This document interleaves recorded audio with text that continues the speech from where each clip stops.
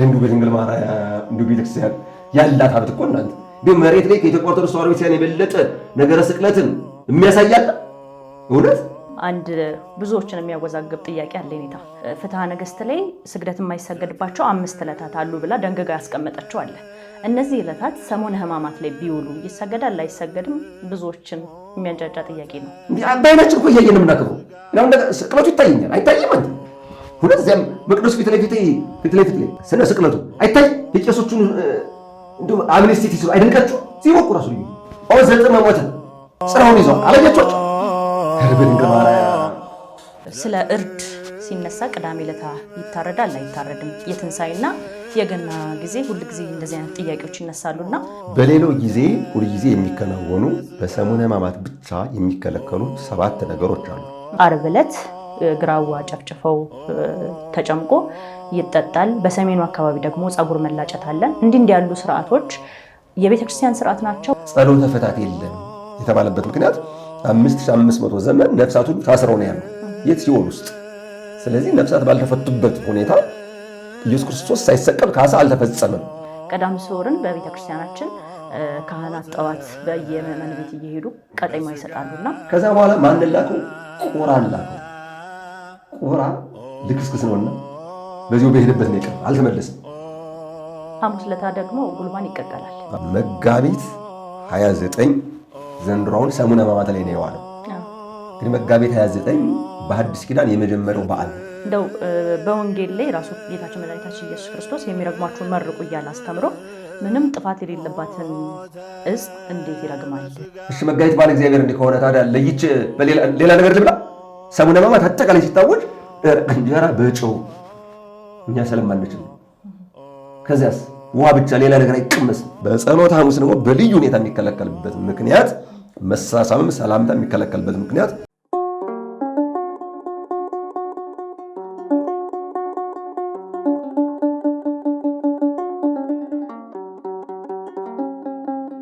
ሰላምታችን በያላችሁበት ይድረሳችሁ። ውድ የመንክር ሚዲያ ቤተሰቦቻችን እንደምን አላችሁ? እንደምን ሰነበታችሁ? እንግዲህ ወቅቱን አስመልክተን በሰሙነ ሕማማት በኦርቶዶክሳውያን ዘንድ የሚነሱ የተለያዩ ጥያቄዎች አሉ። ለእነዚህ ጥያቄዎች ደግሞ ምላሽ የሚሰጡን እንግዳ ጋብዘን ስቱዲዮአችን ተገኝተናል። እናንተ ደግሞ ይህ ከስቱዲዮአችን ተቀርጾ ወደ እናንተ የሚተላለፈውን መርሃ ግብር እስከ መጨረሻው ድረስ በመከታተል አብራችሁን እንድትቆዩ ግብዣችን ነው። መልካም ቆይታ ይሆንላችሁ። መልካም ጊዜ። እንኳን ደህና መጡ ኔታ። እንኳን ደህና ቆያችሁ። መልካም። እንግዲህ ጥያቄውን የሚመላሹ ማን ነው እንዳይሉ ተመልካቾቻችን በመተዋወቅ እንጀምር። ስሜ መላከ ተወራይ ለኢየሱስ ፈንታውን ይባላል። የሥራ ድርሻዬ በአዲስ አበባ ሀገረ ስብከት የይረር መካነ ሰላም ቅዱስ ሚካኤል ቤተክርስቲያን የትርጓሜ መጻሕፍት ነኝ። መልካም። መምህር? ትርጓሜ መጻሕፍት መምህር ነኝ ማለት ግልጽ ነው። እውነት። እሺ ኔታዬ፣ እንግዲህ ወቅቱን አስመልክተን ከሰሙነ ሕማማት ጋር የሚያያዙ አንዳንድ ስርዓቶች አሉ። እነሱ ስርዓቶች እውነት የቤተክርስቲያን ስርዓት ናቸው ወይስ ማህበረሰቡ በትውፊት እንደ ባህል ያመጣቸው ናቸው የሚለውን እያንዳንዱን እየነጠልን እያነሳን ቆይታ እናደርጋለን። እኔ ጠይቃለሁ፣ እማራለሁ፣ እርስዎ ደግሞ ይመልሳሉ፣ ያስተምሩናል ማለት ነው። መልካም። እንግዲህ መግቢያ እንዳደርገው የወደድኩት ጥያቄ እንግዲህ በሰሙነ ሕማማት በባዶ እግር ይኬዳል። እኔ ያደግኩበት አካባቢ ደግሞ እናቶች ዓርብ ዕለት ግራዋ ጨፍጭፈው ተጨምቆ ይጠጣል። በሰሜኑ አካባቢ ደግሞ ፀጉር መላጨት አለ። እንዲህ ያሉ ስርዓቶች የቤተክርስቲያን ስርዓት ናቸው ወይስ ህዝቡ በትውፊት እንደ ባህል አድርጎ እያሸጋገራቸው እስካሁን የደረሱ ናቸው ከሚለውን እንነሳ ጠቅልል አድርገን። አንዱ የመጀመሪያው በባዶ እግር የሚሄዱ ነው ያልሽው። ሁለተኛው በዕለተ ዓርብ ግራዋ የሚባል አለ። ቅጠሉ በተፈጥሮ መራራ ነው፣ እሱን ቀጥቅጠው ይጠጣሉ የሚል ነው። ሶስተኛው ደግሞ ወደ ሰሜን ኢትዮጵያ ያሉ እናቶቻችን በዕለተ ዓርብ ፀጉራቸውን ይላጫሉ የሚል ነው። 3 ናቸው። በቀኖና ቤተክርስቲያን አልተጻፈም፣ አልተደነገገም። ነገር ግን አንዳንድ ጊዜ ባይጻፍም ባይደነገግም ዕለተ ዓርብን በማሰብ የወረዱ ትውፊቶች አሉ። ለምሳሌ በባዶ እግራቸው የሚሄዱበት ምክንያት ምንድን ነው? ሰሙነ ሕማማት ላይ ሁልጊዜ የሚታሰበው የመከራ ሳምንት ነው። ሰሙነ ሕማማት ማለት ራሱ ሕማማት ማለት መከራዎች ማለት ነው። ሰሙን ማለት ሳምንት ነው። ስለዚህ እንዳለ ከግዕዝ ወደ አማርኛ ስንተረጉመው የመከራዎች ሳምንት በአጠቃላይ የሰው ልጅ 5500 ዘመን በመንጸፈ ደይን ወድቆ በግራ አጋንንት ተጠቅጥቆ ነፃነቱን አጥቶ ተረግጦ የነበረበትን ዘመን የምናስብበት ነው። ሌላው ደግሞ በሰሙነ ሕማማት ውስጥ በተለይ ዕለተ ዓርብ ላይ ስንደርስ ጌታችን ኢየሱስ ክርስቶስ ለሰው ልጆች ሲል የተቀበለውን መከራ የምናዘክርበት ነው። ይህን በማሰብ አንዳንድ ቅን የሆኑ የተንኮል ሳይሆን በቅን ተንኮል አይደለም፣ ጥሩ የሆነ ግንዛቤ ነው። አባቶች፣ እናቶች፣ ወንድሞች፣ እህቶች እነዚህን ችግሮችና መከራዎች በመገንዘብ በባዶ እግራቸው ይሄዳሉ። ያ ማለት እንግዲህ ሰው በባዶ እግሩ ሲሄድ እንቅፋት ሊመታው ይችላል፣ እሾህ ሊወገው ይችላል። በበጋ ሰዓት መሬቱ በጣም ሲያቃጥል፣ በተለይ ቆላማ አካባቢ ከሆነ መሬቱ እንደ እሳት ነው የሚያቃጥለው። እነዚህን ነገሮች በመገንዘብ በዚህ ሳምንት እኔም ይህን መከራ አስቤ መከራ መቀበል አለብኝ፣ ከጌታዬ ከኢየሱስ ክርስቶስ መከራ ባለኝ አቅም በረከቱን ለመሳተፍ በባዶ እግሬ ብሄድ መከራውን ስቃዩን አስበዋለሁ ከሚል ግንዛቤ አንጻር በባዶ እግራቸው የሚሄዱ አሉ። ይሁን እንጂ አጠቃላይ የሰው ልጅ የኢየሱስ ክርስቶስን መከራ ሙሉ በሙሉ ለመቀበል ግን አቅም የለውም። ከአቤል ጀምሮ እስከ ዕለተ ምጽአት ድረስ የሚሞቱት ሰማዕታት ተጨምቀው አንድ ሆነው ኢየሱስ ክርስቶስ በዕለተ ዓርብ በጲላጦስ ፊት 1 ሰዓት ላይ ለተወቀሰው ወቀሳ ለተቀበለው መከራ ዋጋ አይሆናቸው። ነገር ግን ይህን አስበው በባዶ እግራቸው የሚሄዱ አሉ። በጽሁፍ አልተቀመጠም። ለምን እንደዚህ በባዶ እግራችሁ ሄዳችሁ ተብሎ ግን የሚያስነቅፍ አይደለም። ችግሩ ለመጀመሪያ ጊዜ በባዶ እግራቸው ሲሄዱ የነበሩ ሰዎች መጨረሻ ላይ ቤተክርስቲያን ውስጥ ጫማ ለብሰው እስከ መግባት ሊደርሱ ይችላሉ። አጠቃላይ ክርስትናንም በመንቀፍና በማስነቀፍ ከቤተክርስቲያን ሊወጡ ይችላሉ እንጂ በትክክል ያን ነገር ተረድተው ያን መከራውን አስበው በባዶ እግራቸው ከሄዱ ምንም የሚያስነቅፍ ነገር የለውም፣ ይበል የሚያሰኝ ነው። ሁለተኛው ግራዋ ያልሽው ምናልባት ከጊዜ ብዛት ባለማወቅ ወደ አምልኮ ባዕድ ተቀይሮ ካልሆነ ጌታችን ኢየሱስ ክርስቶስ ተጠሞ ባለ ጊዜ መራራ ሐሞትን ያጠጡት። በተለይ በዕለተ ዓርብ እንደምታውቁት ከርቤ ይቀርባል። ታውቁ ከሆነ ያ ከርቤ ማለት እንግዲህ መራራ ነው እና ያን ኢየሱስ ክርስቶስ የጠጣውን መራራ ሐሞት በመገንዘብ እስኪ እኔም በዕለተ ዓርብ ጣፋጭ ነገር ሳይሆን ይህን መራራ ግራዋ ጠጥቼ ጌታ ኢየሱስ ክርስቶስ የተቀበለውን መከራ ላስበው ከሚል አንጻር የሚያደርጉ እናቶች፣ አባቶች ነበሩ፣ ይኖራሉ። አሁንም ከኢየሱስ ክርስቶስ መከራ ጋር አገናዝበው ካደረጉት ለምን አደረጋችሁ ተብሎ ማውገዝ አይገባም። በስንክሳርና በገድለ ጻድቃን ሰማዕታት የሚገኝ አንዳንድ ነገር አለ። በተለይ እንደዚህ መናንያን የሚያደርጉት አለ። የኢየሱስ ክርስቶስን መከራ መስቀል እያሰቡ በዕለተ ዓርብ ሰውነታቸውን በቀጋ የሚገርፉ አባቶች ነበሩ። ቀጋ ማለት እንግዲህ እንደምታውቁት በጣም ኃይለኛ ነው። እንደዛ የሚያደርጉ አባቶች፣ እናቶች ነበሩ። ስጋቴ ግን በሂደት ወደ አምልኮ ባዕድ ተቀይሮ እንዳይሆን ነው።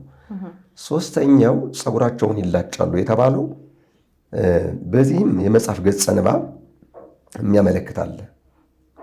አባ ጊዮርጊስ ዘጋስጫ እንደደረሰው ይታመናል። በዕለተ ረቡዕ በዕለተ ዓርብ የመድኃኔዓለም ቀን እስየብ ጸጋከ የሚል ዲያቆኑ በዜማ የሚለዋል ኪዳን ልናደርስ ስንል ማለት ነው። እና ከዚያ ላይ ዝርዝሩ ብዙ ነው። አጠቃላይ በዚያ እስየብ ጸጋከ በሚለው ውስጥ ቃላቱን ቆጥሬያቸዋለሁ። 34 ናቸው ዋኖቹ። ከዚያ ውስጥ አንስተ ገሊላ ኩሎን ከብዙዎቹ ነው የተወሰነውን የምጠቅሰው። የገሊላ ሴቶች ሁሉ አዋልድሃ ለጽዮን፣ የጽዮን ልጆች አስቆቀዋው ለመድን ለመድኃኔዓለም ኢየሱስ ክርስቶስ አለቀሱለት። ከመ ኦፈ መንጢጥ እንዘ ይሴጽር ገጾ። ኦፈ መንጢጥ የምትባል ርግብ መሰል የሆነች የመጀመሪያ ባሏ ከሞተ በኋላ ሌላ ባል የማታገባ በጣም በሐዘን የምትኖር ፊቷን በራሷ ጥፍር እየፏጨረች ወይም በራሷ ጥፍር ምን ብዬ ልተርጉመው? እየቧጨረች የምትኖራለች እና ኦፈ መንጢጥ እንደምትባል ወፍ ፊታቸውን እየነጩ የኢየሱስ ክርስቶስን መከራ መስቀል ስቃዩን ሁሉ ሰምተውም አይተው ያለቀሱ ቅዱሳት አንስት አሉ። ልክ እንደነዚያ ቅዱሳት አንስት ጌታችን ኢየሱስ ክርስቶስ በተሰቀለበት በዕለተ ዓርብ ይህን አስበው ፀጉራቸውን የሚላጩ አሁንም ይኖራሉ ነበሩ። እንዲህ ያሉ ስርዓቶች መነሻ ትውፊታቸው ቤተክርስቲያናዊ ትውፊት እንደሆነ ግልጽ ነው እና ለምን እንዲያደረጋችሁ ትክክል አይደለም ብሎ መንቀፍ ግን ተገቢ አይደለም። ምክንያቱም ሂዶ ማን ላይ ያርፋል? ዕለተ ዓርብ ላይ ያርፋል። በባዶ እግር መሄድም፣ ግራዋ መጠጣትም፣ ፀጉርን መላጨትም ለጠቀስኳቸው ነገሮች ሁሉ በቂ የሆኑ ምክንያቶች አሉ። ያ ማለት ግን በሂደት ትውፊት ባህል ይሆናል። አንዳንድ ጊዜ ምን አባባል አለ መሰለሽ፣ ባህል ሃይማኖት ሲሆን አደገኛ ነው ይባላል። ሃይማኖት ባህል ሲሆን ግን ጥሩ ነው። ሰረጸ። ባህል ማለት አሁን ከሕፃን እስከ ሽማግሌ ድረስ በደንብ አድርጎ ይዟል፣ ይሰርጻል። እና የአንድ ሀገር ሕዝብ አንድን ነገር አሁን ይህ የኔ ባህል ነው ብሎ ከያዘ አይለቅ። የተወሰኑ ሰዎች እንኳን ቢለቁት ብዙ ሕዝብ አይለቅ። እንደውም አንዳንዱ እኮ ሃይማኖት ለውጦ ባህሉን ግን አይለቅ። ስለዚህ ከቤተክርስቲያን የተገኙ መጀመሪያ ስሪታቸው እንዴት እንደሆነ የቤተክርስቲያን ትውፊት የሆኑ ከትውፊት ወደ ሕዝቡ በባህል የሰረጹ ነገሮች አሉ እና በደንብ እኒህን ስንመረምራቸው ቅድም ካልኳቸው ከዘረዘርኳቸው ነገሮች ጋር አብረው የሚሄዱ ስለሆኑ መንቀፍ ማውገዝ አይገባም። እንዲህ ያድርጉ ማለትም አይገባም። ግልጽ ነው አይደል? በባዶ እግራችሁ ሂዱ ማለትም አይገባም። የሚሄድ ካለ ለምን ሄድክ አይባልም። ይሂድ፣ ደስ ይላል። ግራዋ የሚጠጣም ያን ከሪያውን በማሰብ አይደለም፣ ያን መራራውን ሐሞት በማሰብ አይደለም። ለምንድነው እንዲመታደርጉ ማለት አይገባም። ቅድም የተናገሩት ነገር አለ። ዕለተ ዓርብን እያሰቡ በየሳምንቱ መከራ የሚቀበሉ አባቶች ነበሩ። ለምን ፀጉራችሁ እንዴት ታደርጋላችሁ? በሌላ ጊዜ አባት ሞተብኝ፣ እናት ሞተችብኝ፣ ልጅ ሞተብኝ፣ ወንድም እህት ሞተብኝ ብሎ ፀጉርን መላጨት፣ ፊትን መንጨት አያስፈልግም። ያን ቀን ግን የኢየሱስ ክርስቶስን መከራ መስቀል አስበው በትክክል እነዚያ ቅዱሳት አንስት ያለቀሱለትን እንባ እያነቡ እንዲህ የሚያደርጉ እናቶች ካሉ ለምን ብሎ ማውገዝና መንቀፍ አይገባም። አድርጉም አይባልም፣ አታድርጉም አይባልም። ስለዚህ በፈቃድ ነው ማለት ነው። በፍቅር መልካም። እዚህ ላይ ግን እንዳንረሳው የኔታ ሐሙስ ለታ ደግሞ ጉልባን ይቀቀላል። ይህስ እሱ ከብሉይ ኪዳን የመጣ ነው። እንደሚታወቀው ኢየሱስ ክርስቶስ የተሰቀለ በአይሁድ ፋሲካ ነው። ቅዱስ ጳውሎስ ክርስቶስ ተሰቅለ በፋሲካ ነው ይላል እና አይሁድ አሁን ለምሳሌ ዘንድሮ 2018 አይደል? በ2018 አሁን እያከበሩ ነው። በነገራችን ላይ ሊያከብሩ ነው እና በአይሁድ ስርዓት አለ። የኢትዮጵያ ቤተክርስቲያን ታሪክ ደግሞ ከአይሁድ ታሪክ ጋር የተያያዘ ነው። በዓለም አቀፍ ታሪክ እንደሚታወቀው የኢትዮጵያን ክርስትና ከሌሎቹ ልዩ የሚያደርገው በብሉይ ኪዳን ሕገ ኦሪትን በአዲስ ኪዳን ደግሞ ሐዲስ ኪዳንን የተቀበለች ሀገር በመሆኗ የተቀበለች ቤተክርስቲያን በመሆኗ አንዳንድ ጊዜ ከአይሁድ የመጡ ባህሎችን በዶግማ በቀኖና ስርዓት ሳይሆን በባህል የወረደ ነገር ስለሆነ የጸሎተ ሐሙስ ጉልባን ይቀቀላል። እንደየአካባቢው ዳቦም ይጋገራል። ነገር ግን ስርዓቱ የመጣ ከየት ነው ከተባለ ከአይሁድ ነው። ኦሪታዊ ስርዓት ነው። በአዲስ ኪዳን የግድ እንዲያደርጉ አታድርጉ አይባልም።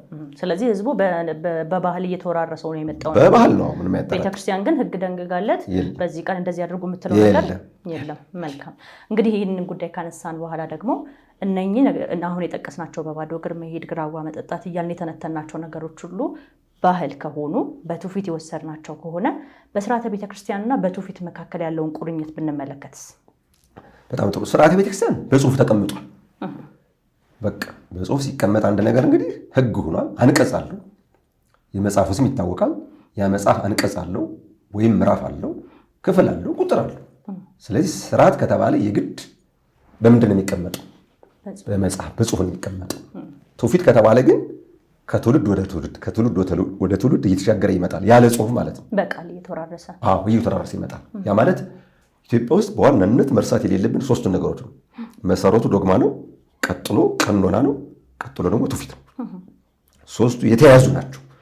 ስለዚህ አሁን በሰሙነ ሕማማት የሚባል በሌሎቹም የሚባል ስርዓተ ቤተክርስቲያን የሚለው አጠቃላይ አገልግሎቱ በጽሁፍ የተቀመጠ የተደነገገ የተወሰነ ነው። ትውፊት ግን ቅድም እንዳልኩሽ ያለ ጽሁፍ ከቀደሙ አባቶች ከቀደሙ እናቶች አሁን ወዳለው ትውልድ የደረሰ ቀጣይም ደግሞ የሚቀጥል። ስለዚህ እነዚህ ቅድም የዘረዘርናቸው ነገሮች በሙሉ ከስርዓተ ቤተክርስቲያንና ከትውፊት መካከል ያሉ እየተወራረሱ የመጡ ያልተጻፉ። መልካም። በዛ እንደምድማቸውና እንግዲህ ከነዚህ በተጨማሪ ደግሞ በሰሙነ ሕማማት ብዙ ማናደርጋቸው ነገሮች አሉ አይደለም? እንደ ስርዓተ ቤተክርስቲያን ቀድሞ የምናደርጋቸው የነበሩ በዛን ሳምንት በዛን ወቅት ግን የሚከለከሉ፣ ለምሳሌ ሰላምታችን ካለመሳሳም እጅ በመንሳት ብቻ ነው የሚሆነው። እንደው ይህንን ነገር ዘርዘር አድርገን ብናየውስ የሰላምታን ሚስጥርና የእኛን አለመሳሳም ወይም አለመተቃቀፋችንን። በጣም ጥሩ። በሌላው ጊዜ ሁልጊዜ የሚከናወኑ በሰሙነ ሕማማት ብቻ የሚከለከሉ 7 ነገሮች አሉ። አንደኛው መስቀል መሳለም። ለምሳሌ አሁን እኔና አንቺ ይህን ፕሮግራም የምንወያየው ስለ ሰሙነ ሕማማት ስለሆነ እኔ መስቀሌን አውጥቼ አልያዝኩም እንጂ ካህን ነኝ፣ መስቀል አለ። መስቀል ያልያዝኩበት ምክንያት ግን አለ፣ የሰሙነ ሕማማት ፕሮግራም ስለሆነ ነው። ስለ ትንሣኤ ብንነጋገር ወይም ከሰሙነ ሕማማት በፊት ስላሉት በዓላት ብንነጋገር መስቀሌን አውጥቼ በስመ አብ ወወልድ ወመንፈስ ቅዱስ አሐዱ አምላክ ብዬ ነው የምጀምረው አይደለም። እና እነዚህ የሚከለከሉት 7 ነገሮች አንደኛ መስቀል መሳለም፣ ሁለተኛ መሳሳም፣ ሶስተኛ ጸሎተ ፍታት፣ አራተኛ በአዋጅ የመልክ ጸሎት መጸለይ። ለምሳሌ አሁን የእመቤታችን መልክ አለ፣ ኢየሱስ ክርስቶስ መልክ አለ፣ የሌሎቹም ቅዱሳን መልክ አለ። አምስተኛ ስርዓተ ጥምቀት ማለት በተለይ እዚህ ላይ በጣም አንድ ሕፃን ይታወቃል፣ በተወለደ በ40 ቀኑ ነው ክርስትና የሚነሳ አይደል? አሁን መጋቢት 27 እሁድ ነው፣ ሰኞ 2018 ማለት ነው። ሰኞ መጋቢት 28 ነው። አንድ ሕፃን ከተወለደ ጀምሮ ሲቆጠር ሰኞ ዘንድሮ መጋቢት 28 ቀን 40ኛ ቀኑ ቢሆን ሰኞ ክርስትና ይነሳ። በሌላ ጊዜ ግን ከ40 ቀን አያልፍም። ሴት ልጅም እንደዚሁ ሰኞ ወይም ማክሰኞ ወይም ረቡዕ ከሰኞ እስከ ዓርብ ባለው እስከ ቅዳሜ ባለው ከሰኞ እስከ ቅዳሜ ባለው 80 ቀን ቢሞላት ከተወለደች ጀምሮ ክርስትና አትነሳ። ስለዚህ አምስተኛው እንዳልኩሽ ስርዓተ ጥምቀት የለም። ስድስተኛው ቅዳሴና ቁርባን የለም። ሰባተኛው ደግሞ ቡራኬና ኑዛዜ የለም። እነዚያውም በሌላው ጊዜ 365 ቀናት ይከናወናሉ። 359 ልበለው እንደው 359 በዓመት ውስጥ አሁን አጠቃላይ 365 ቀኖች አሉ። 360 ቀን ይቀደሳል። 359 ቀን ደግሞ ክርስትና ይነሳል። አሁን ይህን ግልጽ ለማድረግ ለምንድን ነው 360 እና 359 ያደረግከው ቢሉኝ፣ የጸሎት ሐሙስ ይቀደሳል፣ ክርስትና ግን አይነሳም፣ ጸሎተ ፍታትም አይከናወንም። ስለዚህ እነዚህ ነገሮች ለምንድን ነው መስቀል ማንሳለመው ከተባለ አሁን ሰሙነ ሕማማትን ስናከብር የምናስበው ልክ ክርስቶስ ከመሰቀሉ በፊት ያለውን ዘመን ነው። እዚያ በፊት ደግሞ መስቀል በደመ ክርስቶስ አልተቀደሰም፣ አልከበረም፣ ለዓለምም ሰላም አልታወጀም። ስለዚህ መስቀል አንሳለምም። ምን ብለን እንሳለመዋለን? ስንሳለም እኮ በአዲስ ኪዳን ነዋ መስቀለ ሰላም ዘተሰቅለ ቦቱ መድኃኔዓለም ተብሎ እኮ ነው። አይሽ አሁን ከሰኞ እስከ ዓርብ ባለው ገና አይደል? አልተሰቀለም፣ አልዳንበትም፣ ገና ነው። አሁን ገና ነው የምናስበው ያን ዘመን ስለሆነ ማለት ነው። ከዛ ቀጥሎ ደግሞ መሳሳም የተባለው መሳሳም የደስታ ምልክት ነው። ይህ 5500 ዘመን ደግሞ የመከራ ዘመን ነው፣ ደስታ የለም። እንግዲህ 5500 ዘመን እኮ ንጉሱ ዲያብሎስ እኮ ነው። ኢየሱስ ክርስቶስ በወንጌል ሲያስተምር ወይመጽእ መልአኩ ለዝንቱ ዓለም እኮ ነው ያለው። የዚህ ዓለም ገዥ ይመጣል ነው ያለው። የዚህ ዓለም ገዥ ያለው ዲያብሎስን ነው። እና የመከራ ዘመን ነውና ደስታ የለም። በተለይ ደግሞ በጸሎት ሐሙስ በልዩ ሁኔታ ይከለከላል። ለምን? ይሁዳ በስእምኑ ታገቦ ለወልደ እጓለ እመሕያው ብሎታል። የሰው ልጅ በመሳም አሳልፈህ ትሰጠዋለህን ነው ያለው። እና የይሁዳ ሲመት ወይም የይሁዳ መሳም ስለሚያሰኝ በተለይ በልዩ ሁኔታ ደግሞ እንዳልኩሽ በጸሎት ሐሙስ ሳምንቱን አጠቃላይ ሲሆን እንዳልኩሽ ያን 5500 የመከራ ዘመን የምናስብበት ነው። በጸሎት ሐሙስ ደግሞ በልዩ ሁኔታ የሚከለከልበት ምክንያት መሳሳምም ሰላምታ የሚከለከልበት ምክንያት ይሁዳ በመሳም ምክንያት አሳልፎ ስለሰጠው ነው። ሌላው ሶስተኛው ቅድም እንዳልኩሽ አሁን ሰባቱን እየዘረዘርን አይደል? ቅድም 7 ብዬ ተናግሬያለሁ። አሁን ግን ወደ ትንታኔው ስንገባ ደግሞ ጸሎተ ፍታት የለም የተባለበት ምክንያት 5500 ዘመን ነፍሳት ሁሉ ታስረው ነው ያሉ የት? ሲኦል ውስጥ። ስለዚህ ነፍሳት ባልተፈቱበት ሁኔታ ኢየሱስ ክርስቶስ ሳይሰቀል ካሳ አልተፈጸመም። ካሳ ሳይፈጸም ደግሞ ሲኦል ውስጥ ያሉት ነፍሳት አልወጡ፣ እንደታሰሩ ነው ያሉት። ሰይጣን አስሯቸዋል፣ በእሳት ሰንሰለት አስሯቸዋል፣ በሚያቃጥል ያን በማሰብ ጸሎተ ፍታት የለም። ሌላው የመልክ ጸሎት ብዬሻለሁ። በአዋጅ ነው፣ በግል አይከለከልም የመልክ ጸሎት። በአዋጅ ግን ለምሳሌ አሁን በሌላው ቀን ከቅዳሴ በኋላ መልክአ ማርያም መልክአ ኢየሱስ ይደገማል። ሰሙነ ሕማማት ውስጥ ግን አይደገምም። ለምን? መልክ አብዛኛውን ሕዋሳትን ቆጥሮ ነው የሚያስረዳ። አብዛኛውን ደግሞ ደስታ እንደሚገልጽ መከራንም ይገልጻል። ግን ሰላም ካለ አብዛኛው ምንድን ነው? ደስታ ነው አይደል? ኢየሱስ ክርስቶስ ደግሞ ፍጹም የባሕርይ አምላክነቱ ተገልጦ የታወቀው በትንሣኤ ነው፣ ወይም ከትንሣኤ በኋላ ነው። እስከዚያ ድረስ በአጭር ቁመት በጠባብ ደረት ተወስኖ ያስተምራል። አምላክነቱ ሁልጊዜም አለ። የሰው ልጆች ግን አምላክነቱን በበለጠ በጎላ እየተረዱ እያወቁ የመጡት መቼ ነው ከተባለ ከትንሣኤ በኋላ ነው። ከትንሣኤ በኋላ እኮ ለምሳሌ ቶማስ ወዲያውኑ አላመንም፣ በሳምንቱ ነው ያመን። በአጠቃላይ መንፈስ ቅዱስ ወርዶ ድንቁርናን አስወግዶ የሐዋርያትን ልቡና ሁሉ ንጹሕ እስከሚያደርገው ድረስ በሐዋርያት አይምሮ ሳይቀር ብዙ ነገር ይወጣ ይወርድ ነበረ። ስለዚህ የመልክ ጸሎት ከዚህ የተነሳ በአዋጅ አይደገምም፣ በግል ግን አይከለከልም። ከዛ ቀደም እንዳልኩት ስርዓተ ጥምቀት ነው። ስርዓተ ጥምቀት ኢየሱስ ክርስቶስ በ30 ዓመቱ ተጠምቋል። የሰው ልጆች የሚጠመቁበት ማይገቡ መቼ ነው የተገኘ ከተባለ ጌታችን ኢየሱስ ክርስቶስ በመስቀል ላይ ተሰቅሎ ጎኑን በጦር ሲወጋ ከጎኑ ምንድን ነው የወጡ? ትኩስ ደምና ንጹሕ ውሃ። ዮሐንስ ወንጌል ምዕራፍ 19 ቁጥር 34 ላይ ከጭፍሮች አንዱ ጎኑን ሲወጋው ያን ጊዜ ከጎኑ ከቀኝ ጎኑ ትኩስ ደምና ንጹሕ ውሃ ወጣ ይላል። በንጹሕ ውሃ እንጠመቅበታለን፣ ትኩሱን ደም እንጠጣዋለን። ይሄ ካሳ የተፈጸመ መቼ ነው? በዕለተ ዓርብ ነው። ስለዚህ ክርስቶስ ሳይሰቀል የሰው ልጅ ተጠምቆ ገነት ይገባል እንዳይባል ገነት ገና አልተከፈተችም። ገነት ራሱ የተከፈተችው መቼ ነው? በዕለተ ዓርብ ነው። በማን ደም? በኢየሱስ ክርስቶስ ደም። ማን ከፈታት? ያ ወንበዴ ፈያታዊ ዘየማን የሚባለው የታወቀ ስሙ ጥጦስ የሚባለው በቤተክርስቲያን ሁሉ ይታወቃል። ሌሎች ፈያታዊ ዘየማን ይላሉ ወይም የቀኝ ወንበዴ ይላሉ። በእኛ ግን ስሙ የሚታወቅ በግራ የተሰቀለው ዳክርስ ነው፣ በቀኝ የተሰቀለው ጥጦስ። ስለዚህ እነዚህ ሁሉ ነገሮች ስናያቸው እንዲሁም ይህን አባ ጊዮርጊስ መልካ ሕማማት በሚባለው ወይም ሰላምታ በሚባለው ልዩ አድርጎ ነው የደረሰው። ስታየ ጽሙዓን ይኩን ወዘያረስ ትካዘ ማይ ምስለ ደም ወሪዘ ገቦከ ጊዜ ተረግዘ። ስታየ ጽሙዓን ይኩን የተጠሙ ሰዎች መጠጥ ይሆን ዘንድ ወዘያረስ ትካዘ ሐዘንን ትካዜንም የሚያስረሳ ማይ ምስለ ደም ወሪዘ ውሃ ከደም ጋር ፈሰሰ ገቦከ ጊዜ ተረግዘ ጎንህ በጦር በተወጋ ጊዜ ብሎ ደርሶታል። ስለዚህ የምንጠመቅበት ማይገቡ መቼ ነው የተገኘው? በዕለተ ዓርብ ነው። ስለዚህ ከዚያ ድረስ ጥምቀት የለም። ከዚያ ቅዳሴና ቁርባን የለም። ግን በልዩ ሁኔታ ሐሙስ አለ፣ የጸሎት ሐሙስ። ለምን? ጌታችን ኢየሱስ ክርስቶስ በምሴተ ሐሙስ ነው ለ12ቱ ደቀ መዛሙርት ነገ ስለ እናንተ የሚቆረሰው ሥጋዬ የሚፈሰው ደሜ ይህ ነው ብሎ ከወዳጁ ከአልዓዛር ቤት ተቀምጦ ሳለ ለበረከት ካመጡለት ከብሱና ከወይኑ ባርኮ ዝውዕቱ ሥጋዬ የቀረበውን ኅብስት ትኩስ ሥጋ አድርጎ የማቴዎስ ወንጌል ምዕራፍ 26 ላይ መመልከት ነው። ዮሐንስ ወንጌል ምዕራፍ 6 ቁጥር 51 ጀምሮ መመልከት ነው። ከሰማይ እየወረደ የሕይወት እንጀራ እኔ ነኝ ካለ በኋላ ይህም ኅብስት ሥጋዬ ነው ያለው። ምን ይለዋል? የቀረበ ምንድን ነው? ኅብስት ነው፣ ግን ሥጋዬ ነው አለው። በቃ ግልጽ እኮ ነው። ሥጋዬ ነው የቀረበው ወይን ደም። እንደውም የኛ አባቶች መተርጉማኑ በጥንት ዘመን ሲተረጉሙ ምን አሉ? እዚሁ በዮሐንስ ወንጌል በጠቀስኩት ምዕራፍ ላይ ምዕራፍ 6 ቁጥር 51 ጀምሮ የሰው ልጅ ሥጋውን ካልበላችሁ ደሙን ካልጠጣችሁ የዘላለም ሕይወት የላችሁም አላቸው። እና በካቶሊክ ሃይማኖት ስርዓት ምዕመናን ለሚሏቸው ሥጋውን ብቻ ያቀብላሉ። በእነሱ አነጋገር ልናገረው እንጂ ሥጋ ወልደ እግዚአብሔር ደሙ ወልደ እግዚአብሔር የምንለው እኛ በትክክለኛ ሃይማኖት ላይ ተመስርቶ የሚቀደስ ከሆነ ነው። ግን ለምዕመናን ሥጋውን ብቻ ሲያቀብሉ ደሙን አያቀብሏቸው። ለምን ሲሏቸው ደም የሌለው ሥጋ የለም ይላሉ። ኢየሱስ ክርስቶስ ሲያስተምር እኮ የሰው ልጅ ሥጋውን ካልበላችሁ ደሙን ካልጠጣችሁ ነው ያለ። እነኛ ሊቃውንት ምን አሉት? ፈረንጅ በዚህ ይረታል አሉ። ፈረንጅ በዚህ ይረታል ያሉበት ምክንያት ፈረንጅ ብቻ አይደለም። አሁን ጥቁር ካቶሊክ፣ ጥቁር ጴንጤ ካለን በዚህ ይረታል። ግልጽ ነው ተለሰለ። ያን ጊዜ ግን በጎንደር ዘመነ መንግስት ይህን ሃይማኖት የሚከተሉ ከሮም እና ከፖርቱጋል የመጡ ነጮች ብቻ ነበሩ።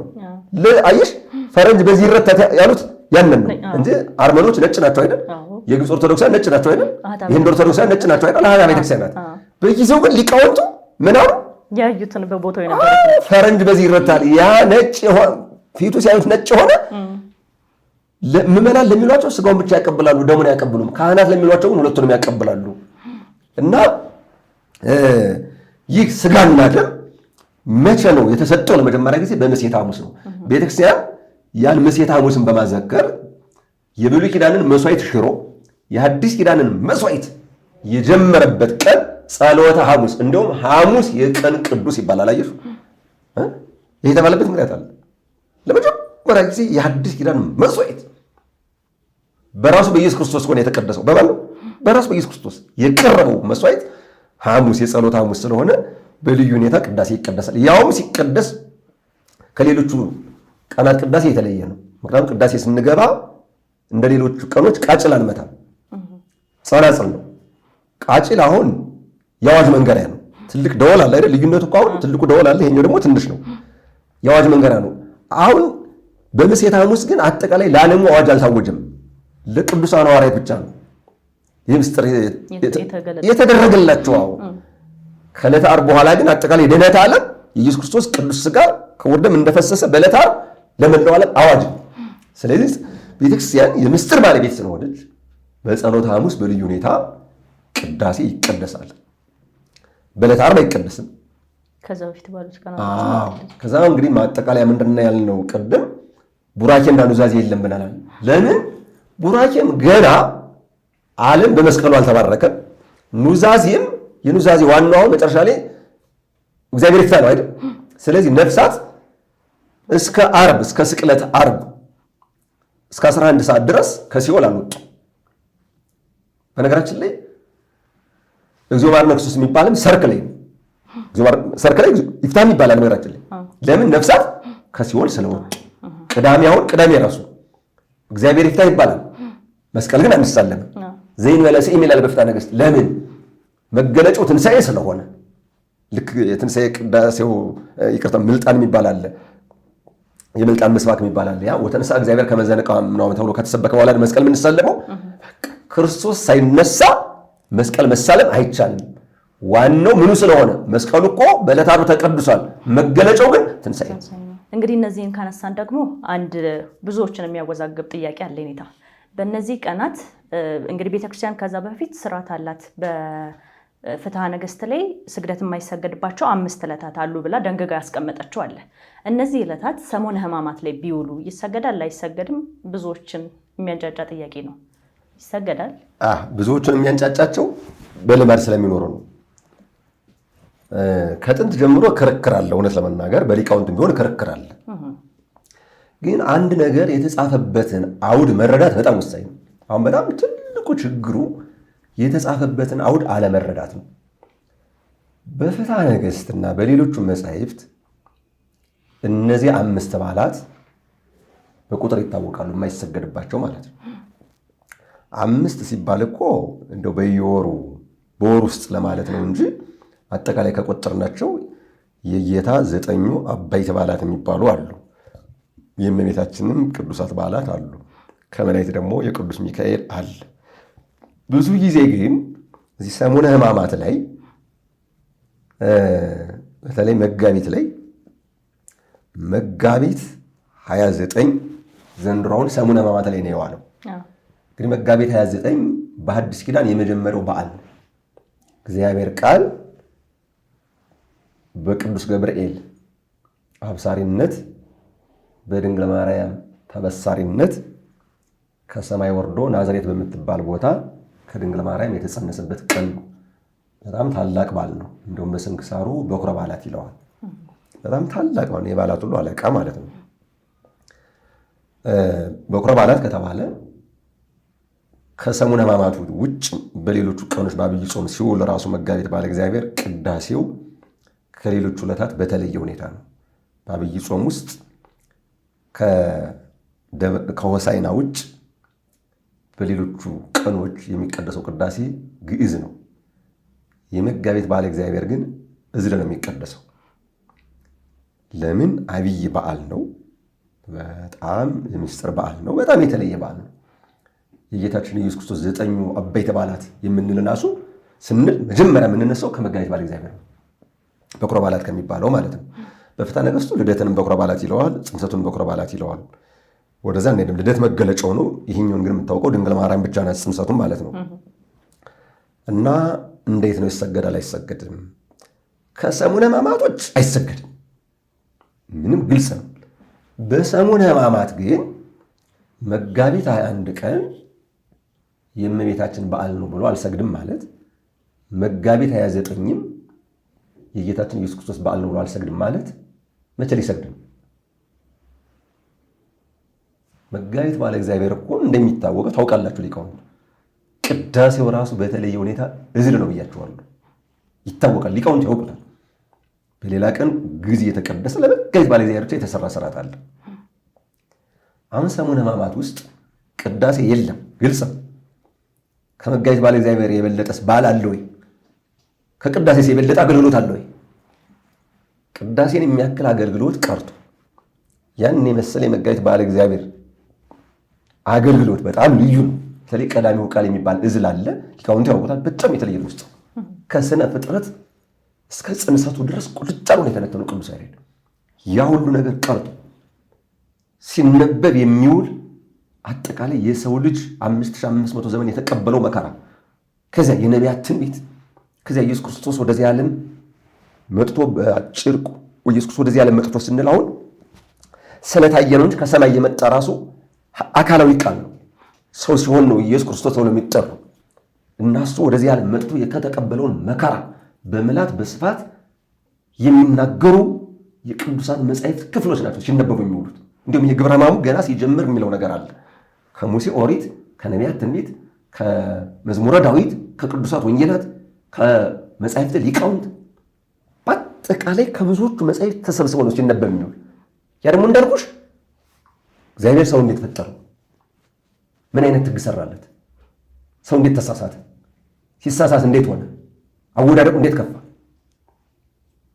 አርአያ ሥላሴን ይዞ የተፈጠረ ሰው ከሰማይ በታች ሁሉን ግዛ ንዳ የተባለ አሁን ግን ተገዥ ሲሆን ሲቀጠቀጥ ግዙ ራሱ ማነው? ሰይጣን። የሰው ልጅ ያን ሁሉ መከራ እንዴት እንደተቀበለ ኋላም ክርስቶስ የሰው ልጅ መከራ ለማስወገድ ለአዳም በገባው ቃል ኪዳን መሰረት ከ5500 ዘመን በኋላ ወደዚህ ዓለም መጥቶ እንዴት እንደተጸነሰ፣ እንዴት እንደተወለደ፣ እንዴት እንደተመላለሰ፣ እንዴት መከራ እንደተቀበለ ይህን ሁሉ ንባብ እያነበብን ትርጓሜውን እየተረዳን እየሰማን እንዳልኩሽ መጋቢት በዓለ እግዚአብሔርን የሚያክል በዓል ቅዳሴ እንዳይቀደስ ሆኖ እንዴት አይሰገድም የሚባል ይሰገድ የሚሉ አሉ። አዎ በነገራችን ላይ ከአሁን በፊትም ተወስኗል፣ ይሰገዳል ተብሎ ተወስኗል። ታላላቅ የጉባኤ ቤት መምህራን 4 አይና የሚባሉት ይሰገዳል። አይሰገድም የሚሉትን በክፋት አላየው። ሁልጊዜም እንዲህ ያለ ክርክር በክፋት መተርጎም የለበትም። ግልጽ ነው አይደል? ሐሳብ በክፋት አይደለም። መናፍቅ አያሰኝም፣ ክፉ ነው አያሰኝም። ነገር ግን ዋናው ማሰሪያ ነጥቡ ያ ሳምንት የምናስበው የሰው ልጅ የ5500 ዘመን መከራና እንዲሁም ኢየሱስ ክርስቶስ ለዓለም ሲል ወደዚህ ዓለም መጥቶ የተቀበለውን መከራ የምናስብበት ስለሆነ መከራ ደግሞ በብዛት የሚታሰበው በስግደት ላብን በማንጠፍጠፍ ወገብን በማጉበጥ ጉሮሮን በማድረቅ አንጀትን እጥፍ አድርጎ በመራ የሚበላ እኮ እኛ ለምደ ብለን ነው እንጂ ደረቅ እንጀራ በጨው እኮ ውሃ ብቻ ነው የሚጠጣ። እሺ መጋቢት በዓለ እግዚአብሔር እንዲህ ከሆነ ታዲያ ለይቼ ሌላ ነገር ልብላ? ሰሙነ ሕማማት አጠቃላይ ሲታወጅ ደረቅ እንጀራ በጨው እኛ ስለማንችል ነው። ከዚያስ ውሃ ብቻ ሌላ ነገር አይቀመስም። ስለዚህ አጠቃላይ ሰሙነ ሕማማት የሚከበረው በማሕሌት አይደለም፣ በቅዳሴ አይደለም፣ በስግደት ነው የሚከበረው። የስግደት በዓል ነው። የስግደት በዓል እና አሁን ችግሩ ምን መሰለሽ? ሁሉም በየግሉ የሚለው ነገር አለ። ፍትሐ ነገሥት እንዲህ ይላል። አዎ ፍትሐ ነገሥት ለመቼ ነው? ከሰሙነ ሕማማት ውጭ ላለው ነገር። ከሰሙነ ሕማማት ውጭ ማቆ ይታወቃል። ሲከፈል እኮ ምን ተብሏል? አድንኖ አስተብርኮ ስግደት ተብሏል። በጌታ በዓል አድንኖ ዘንበል አይሽ፣ በእመቤታችን በዓል አስተብርኮ ጉልበትን ትንሽ በርከክ፣ በሰማዕታት በዓል ደግሞ ስግደት ግንባር መሬትን ይነካል። ፍትሐ ነገሥት ላይ ያለው ራሱ ይሄ ነው እና ለይቶ ማወቅ በጣም አስፈላጊ ነው። መጋቢት በዓለ እግዚአብሔር አይሰገድም ከተባለ ይቀደስ። በዚህ ደግሞ የሚስማማ የለም። ቅዳሴው ከቀራ የግድ ወደ ምን እናዘነብላለን? ወደ ስግደቱ። እንዳሁን እመቤታችን እውነት ለመናገር በልጇ መከራ ስታለቅስ አይደለም የዋለችው አይደል? ግልጽ እኮ ነው። መጋቢት በዓለ እግዚአብሔር እሺ የስቅለት ቀን ቢሆን የድንግል ማርያምን መከራ እንዴት ነው የምናስበው? ያን ጊዜ ስቅለቱ እኮ ድባቡ ራሱ እኮ አጠቃላይ ወደ ስግደት እንደመረ እንዴ! እውነት ለመናገር ስንት ነገር ነው የተደረገው። ወደ ዝርዝር እኮ ከገባ ፀሐይ ጨለመች አይደል? ቀኑ እኮ ጨለማ ነው። ጨረቃ ደም ሆነች፣ ከዋክብት ተረገፉ፣ አይባን ተፈተቱ፣ መቃብራት ተከፈቱ፣ ሙታን ተነሱ፣ የቤተ መቅደሱ መጋረጃ ከ2 እስከ 3 ተቀደደ፣ ምድር ተንቀጠቀጠች፣ ሰማይ ተናወጠ፣ ውቅያኖስ ደነገጠ፣ ሲኦልም ተበረበረች። በሰርክ ማለት ነው በዕለተ ዓርብ። የድንግል ማርያም ልቅሶ እንግዲህ አስቢ። ሊቁ አባ ጊዮርጊስ ዘጋስጫ ሐዘነ ማርያም እምከ ነጽረከ ለዘታፈቅረው ሐዋርያ ትቤሎ እምከ ነያ ከመ ትናዝዝ ብዛብቃያ። እስኪ ልቅሷን እናስበው። ዮሐንስ ወንጌላዊ እኮ ዕለተ ዓርብን እያሰበ 70 ዘመን እኮ አልቅሷል። ስንት 70 ዘመን? እኛ አይደለም 70 ዘመን 7 ደቂቃ ማናለቅስ። እኛ የምናለቅሰው 7 ደቂቃ እና 7 ቀን የምናለቅሰው እዚያም በላይ የምናለቅሰው የሆነ ነገር ምድራዊ ነገር ካጣን ብቻ ነው። ዮሐንስ ወንጌላዊ ልቅሶ ደግሞ የማን ሊበልጥ ይችላል? የድንግል ማርያም አይበልጥም? በመስቀሉ ላይ ሆኖ ልጅሽ ነው ብሎ አልሰጣትም አደራ እንዲያጽናናት። ለሱም ደግሞ እናትህን ነው ብሎ አልሰጠውም። እና ያን ሳምንት አጠቃላይ የምናስበው የመከራ ሳምንት ብለን ነው። የመከራ ሳምንት ደግሞ የሚከበረው በስግደት ነው። መልካም። ወደ ዕለታቶቹ እንምጣ። ኔታ ከሰኞ ጀምሮ እስከ ቅዳሜ ድረስ እስከ እሑድ ድረስ እስከ ትንሣኤ ቀናቱ የየራሳቸው ስያሜ አላቸው። እነዛን እየተወሰነ ይንገሩንና ሰኞ ላይ ደግሞ ሌላ ጥያቄ ደርባለሁ። ለምሳሌ እንግዲህ እሑድ ሆሳዕና ነው ይታወቃል። ሁሉም የሚያውቀው ነው። እንደውም በዓለ ሆሳዕና ኢትዮጵያ ውስጥ የሚሰማ ብቻ ሲሆን በግልጽ የሚታይ ነው። በተለይ ዘንባባው ሁሉ የሕፃናቱ ምስጋና ሁሉ በጣም የተለየ ነው። ሰኞ በሐተታ የተቀመጠ ነገር አለ። ሰኞን ለምሳሌ አንድ መጽሐፍ ላይ ሳነብ ርግመተ በለስ ብሎ ጽፎታል። በትርጓሜ ቤት ግን ሰኞ አንጽሖተ ቤተ መቅደስ ነው። እሑድ ታላላቁን አጽድቶ ሰኞ ደግሞ የቀረውን እንዳለ ያስወገደበት ቀን ነው። ማክሰኞ ርግመተ በለስ ነው። በለስ የተረገመች መቼ ነው? የተረገመች ሰኞ ነው። ግን ሐዋርያት ደርቅ ያዩት ማክሰኞ ነው። በአንድ መጽሐፍ እንዳልኩት ሰኞን ርግመተ በለስ ብሏል። በጉባኤ ቤት መምህራን ግን አንድምታ በሚባለው ትርጓሜ ሰኞን አንጽሖተ ቤተ መቅደስ፣ ማክሰኞ ደግሞ ርግመተ በለስ፣ በለስ የተረገመችበት፣ ረቡዕ አይሁድ ምክረ ሞቱን የፈጸሙበት፣ ጸሎተ ሐሙስ ቅድም እንደተናገርነው የቀረበውን ኅብስትና ወይን አክብሮ ለውጦ ዝውቱ ሥጋዬ ዝውቱ ደሜ ብሎ አክብሮ ለውጦ ትኩስ ሥጋ ትኩስ ደም አድርጎ የሰጠበት ዓርብ እንግዲህ ያን ሁሉ መከራ የተቀበለበት ነው። ጠዋት ሊቃነ ካህናት ተመክረዋል። 3 ሰዓት ይታወቃል። ከጲላጦስ ፊት አቅርበውታል። ታስሯል፣ ተገርፏል። 6 ሰዓት ሰቅለውታል። 9 ሰዓት ቅድስት ነፍሱን ከቅድስት ሥጋው ለይቷል። በሰርክ ወደ መቃብር ወርዷል። ቅዳሜ ቅዳም ስዑር ትባላለች። የተሻረችው በምንድን ነው? በጾም ነው። ከዓመት እስከ ዓመት በሌላው ቀን አትጾም። የቅዳም ስዑር ግን መጾም ብቻ እኮ አይደለም፣ ሙላን አይደል የምናገር አክፍሎት አይደል? ስለዚህ ቅዳም ስዑር የተባለችበት ምክንያት በጾም ስለተሻረች ጌታችን ኢየሱስ ክርስቶስ ስቁ ውስተ መቃብር ሆኖ ያረፈባት። በብሉይ ኪዳን ዓለምን ፈጥሮ ሲጨርስ አረፈ። በአዲስ ኪዳን ደግሞ ድነት ዓለምን ፈጽሞ በመቃብር ያረፈባት ናትና በዚህ ስም እነዚህ ዕለታት ይጠራሉ።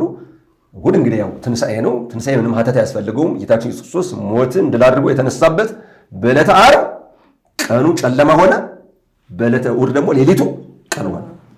አይገርምም? በዕለተ ዓርብ ከ6 ሰዓት እስከ 9 ሰዓት ዓለሙ ጨለማ፣ በዕለተ እሑድ ደግሞ ከሌሊቱ 6 ሰዓት ጀምሮ ምን ሆነ? ዓለሙ ብርሃን። የተነሳ 6 ሰዓት ነው ወይ 9 ሰዓት አይደለም ወይ 10 ሰዓት አይደለም ወይ የሚል ክርክር አለ። እሱ የጉባኤ ቤት ነው። ታምረ ኢየሱስ ላይ የተቀመጠ አለ፣ በፍትሐ ነገሥት ማኅተት አለ። ግን በትክክል ስንቆጥረው ደግሞ 6 ሰዓት እንደተነሳ በትክክል መረጃ ስላለ በዚህ ምድር ላይ የኖረው እያስተማረ ከገሊላ ወደ ናዝሬት ከናዝሬት ወደ ገሊላ እየተመላለሰ ወደ ግብፅ ተሰዷል። አጠቃላይ የኖረበትን ስናስበው 33 ዓመት ከ3 ወር ነው። በከርሰ መቃብር ደግሞ የቆየው 33 ሰዓት ነው። ያ ከምን እስከምን ተቆጥሮ እንደሆነ ይታወቃል። እና እሑድ እንግዲህ ያው ይታወቃል። ቅዱስ አርካዎስ የሚባል የቤተክርስቲያን ሊቅ ሃይማኖተ አበው ምዕራፍ 9 ላይ ወይ ደሉ ይኩን በዓለ ትንሣኤ በዕለተ እሑድ፣ ትንሣኤ በዕለተ እሑድ ሊሆን ይገባል። እስመ በዛቲ ዕለት እሙነ ተፈጸመ ፍስሐ ለቤተክርስቲያን ቅድስት ጉባኤ እንተ ሐዋርያት፣ ሐዋርያት የሰበሰቧት የምዕመን ፍጹም ደስታዋ በዚያች ቀን ተፈጽሟልና ትንሣኤ መቼ ሊሆን ይገባል? እሑድ። ቅዱስ ዲሜጥሮስ በ241 ዓመተ ምህረት አካባቢ ተነስቶ በቀመር እስከሚቀምረው ድረስ ሌሎች ሊቃውንት በትምህርት አስተምረውታል። በቀመር ግን ትንሣኤን ሌሎቹንም ለምሳሌ ጾመ ነነዌን፣ አብይ ጾምን፣ ጾመ ሐዋርያትን ከሰኞ እንዳይወጡ፣ ደብረ ዘይትን፣ ሆሳዕናን፣ ትንሣኤን፣ ባለጰራቅሊጦስን ከእሑድ እንዳይወጡ ርክበ ካህናትን ጾመ ድነትን ከረቡዕ እንዳይወጡ፣ ስቅለት ከዓርብ እንዳይወጣ፣ ዕርገት ከሐሙስ እንዳይወጣ እንዲህ አድርጎ የቀመረ ወይም የቀመራቸው ማነው? ቅዱስ ዲሜጥሮስ ነው። ከዛ በፊት ግን ሐዋርያውያን አበው ከሚባሉት ልብ በይ፣ በሃይማኖተ አበው ውስጥ ሐዋርያውያን አበው የሚባሉ አሉ።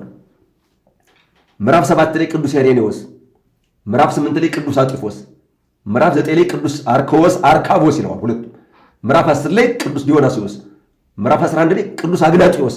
እነዚህ ሐዋርያት በነበሩበት ዘመን የነበሩ ናቸው። ስለዚህ ከሐዋርያት የተማረው አርካዎስ የሚባለው አባት በዓለ ትንሣኤ መቼ ሊሆን ይገባል አለ? በዕለተ እሑድ። ለምን?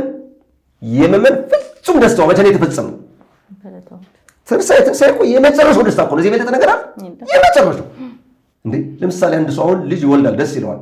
ግን በመውለዱ ብቻ ነው? ቁም ነገረኛ ካልሆነስ? ተምሮ ውጤት ካላመጣስ? ውጤት አመጥቶስ ደግሞ ቁም ነገረኛ ካልሆነስ? የመጨረሻው የሰው ልጅ ደስታ ትንሣኤ ነው። ሁላችንም በቀኙ እንዲያቆመን ቅዱስ ፈቃዱ ይሁንልን። አሜን። ለብርሃነ ትንሣኤው በሰላም እንዲያደርሰን ቅዱስ ፈቃዱ ይሁንልን። አሜን። እንግዲህ እነኚህ ዕለታትን ስንዘረዘር ቅድም የመርገመ በለስ ብለውን ነበረ። እንደው በወንጌል ላይ ራሱ ጌታችን መድኃኒታችን ኢየሱስ ክርስቶስ የሚረግሟችሁን መርቁ እያለ አስተምሮ ምንም ጥፋት የሌለባትን ዕፅ እንዴት ይረግማል የሚል ጥያቄ ቢነሳ ተተርጉሟል። እድሜ ለአባቶቻችን። እኛ አሁን አንድ ምሳሌ ላሳይ። ይህ ጥሩ ምሳሌ ነው። መጽሐፍ ይህ ወንጌል አለ፣ አዲስ ኪዳን ነው። ይህ በአጠቃላይ መጽሐፍ ቅዱስ ነው። ካልተተረጎመ የዚህን ሃይላንድ ውሃ ክዳኑን ሳይከፍቱ ልጠጣ እንደማለት ነው። ይቻላል? ይቻላል? ካሜራ አይቻልም። መጻሕፍት በሊቃውንት ካልተተረጎሙ ልክ ክዳኑ ያልተከፈተ የሃይላንድ ውሃ ማለት ነው። እና ቅዱስ ዮሐንስ አፈወርቅ ይህን በደንብ አድርጎ ነው የተረጎመው። በአንጻረ በለስ ረገማ ለኃጢአት በፊትም አሁን እዚህ ላይ ዕፀ በለስን ሲረግም የአይሁድን ጉባኤ ነው የረገመው። ሊያስተምራቸው መጣ። ሁሉም ነገር ቅድሚያ ያደረገው ለማን ነው? ለእስራኤል ነው።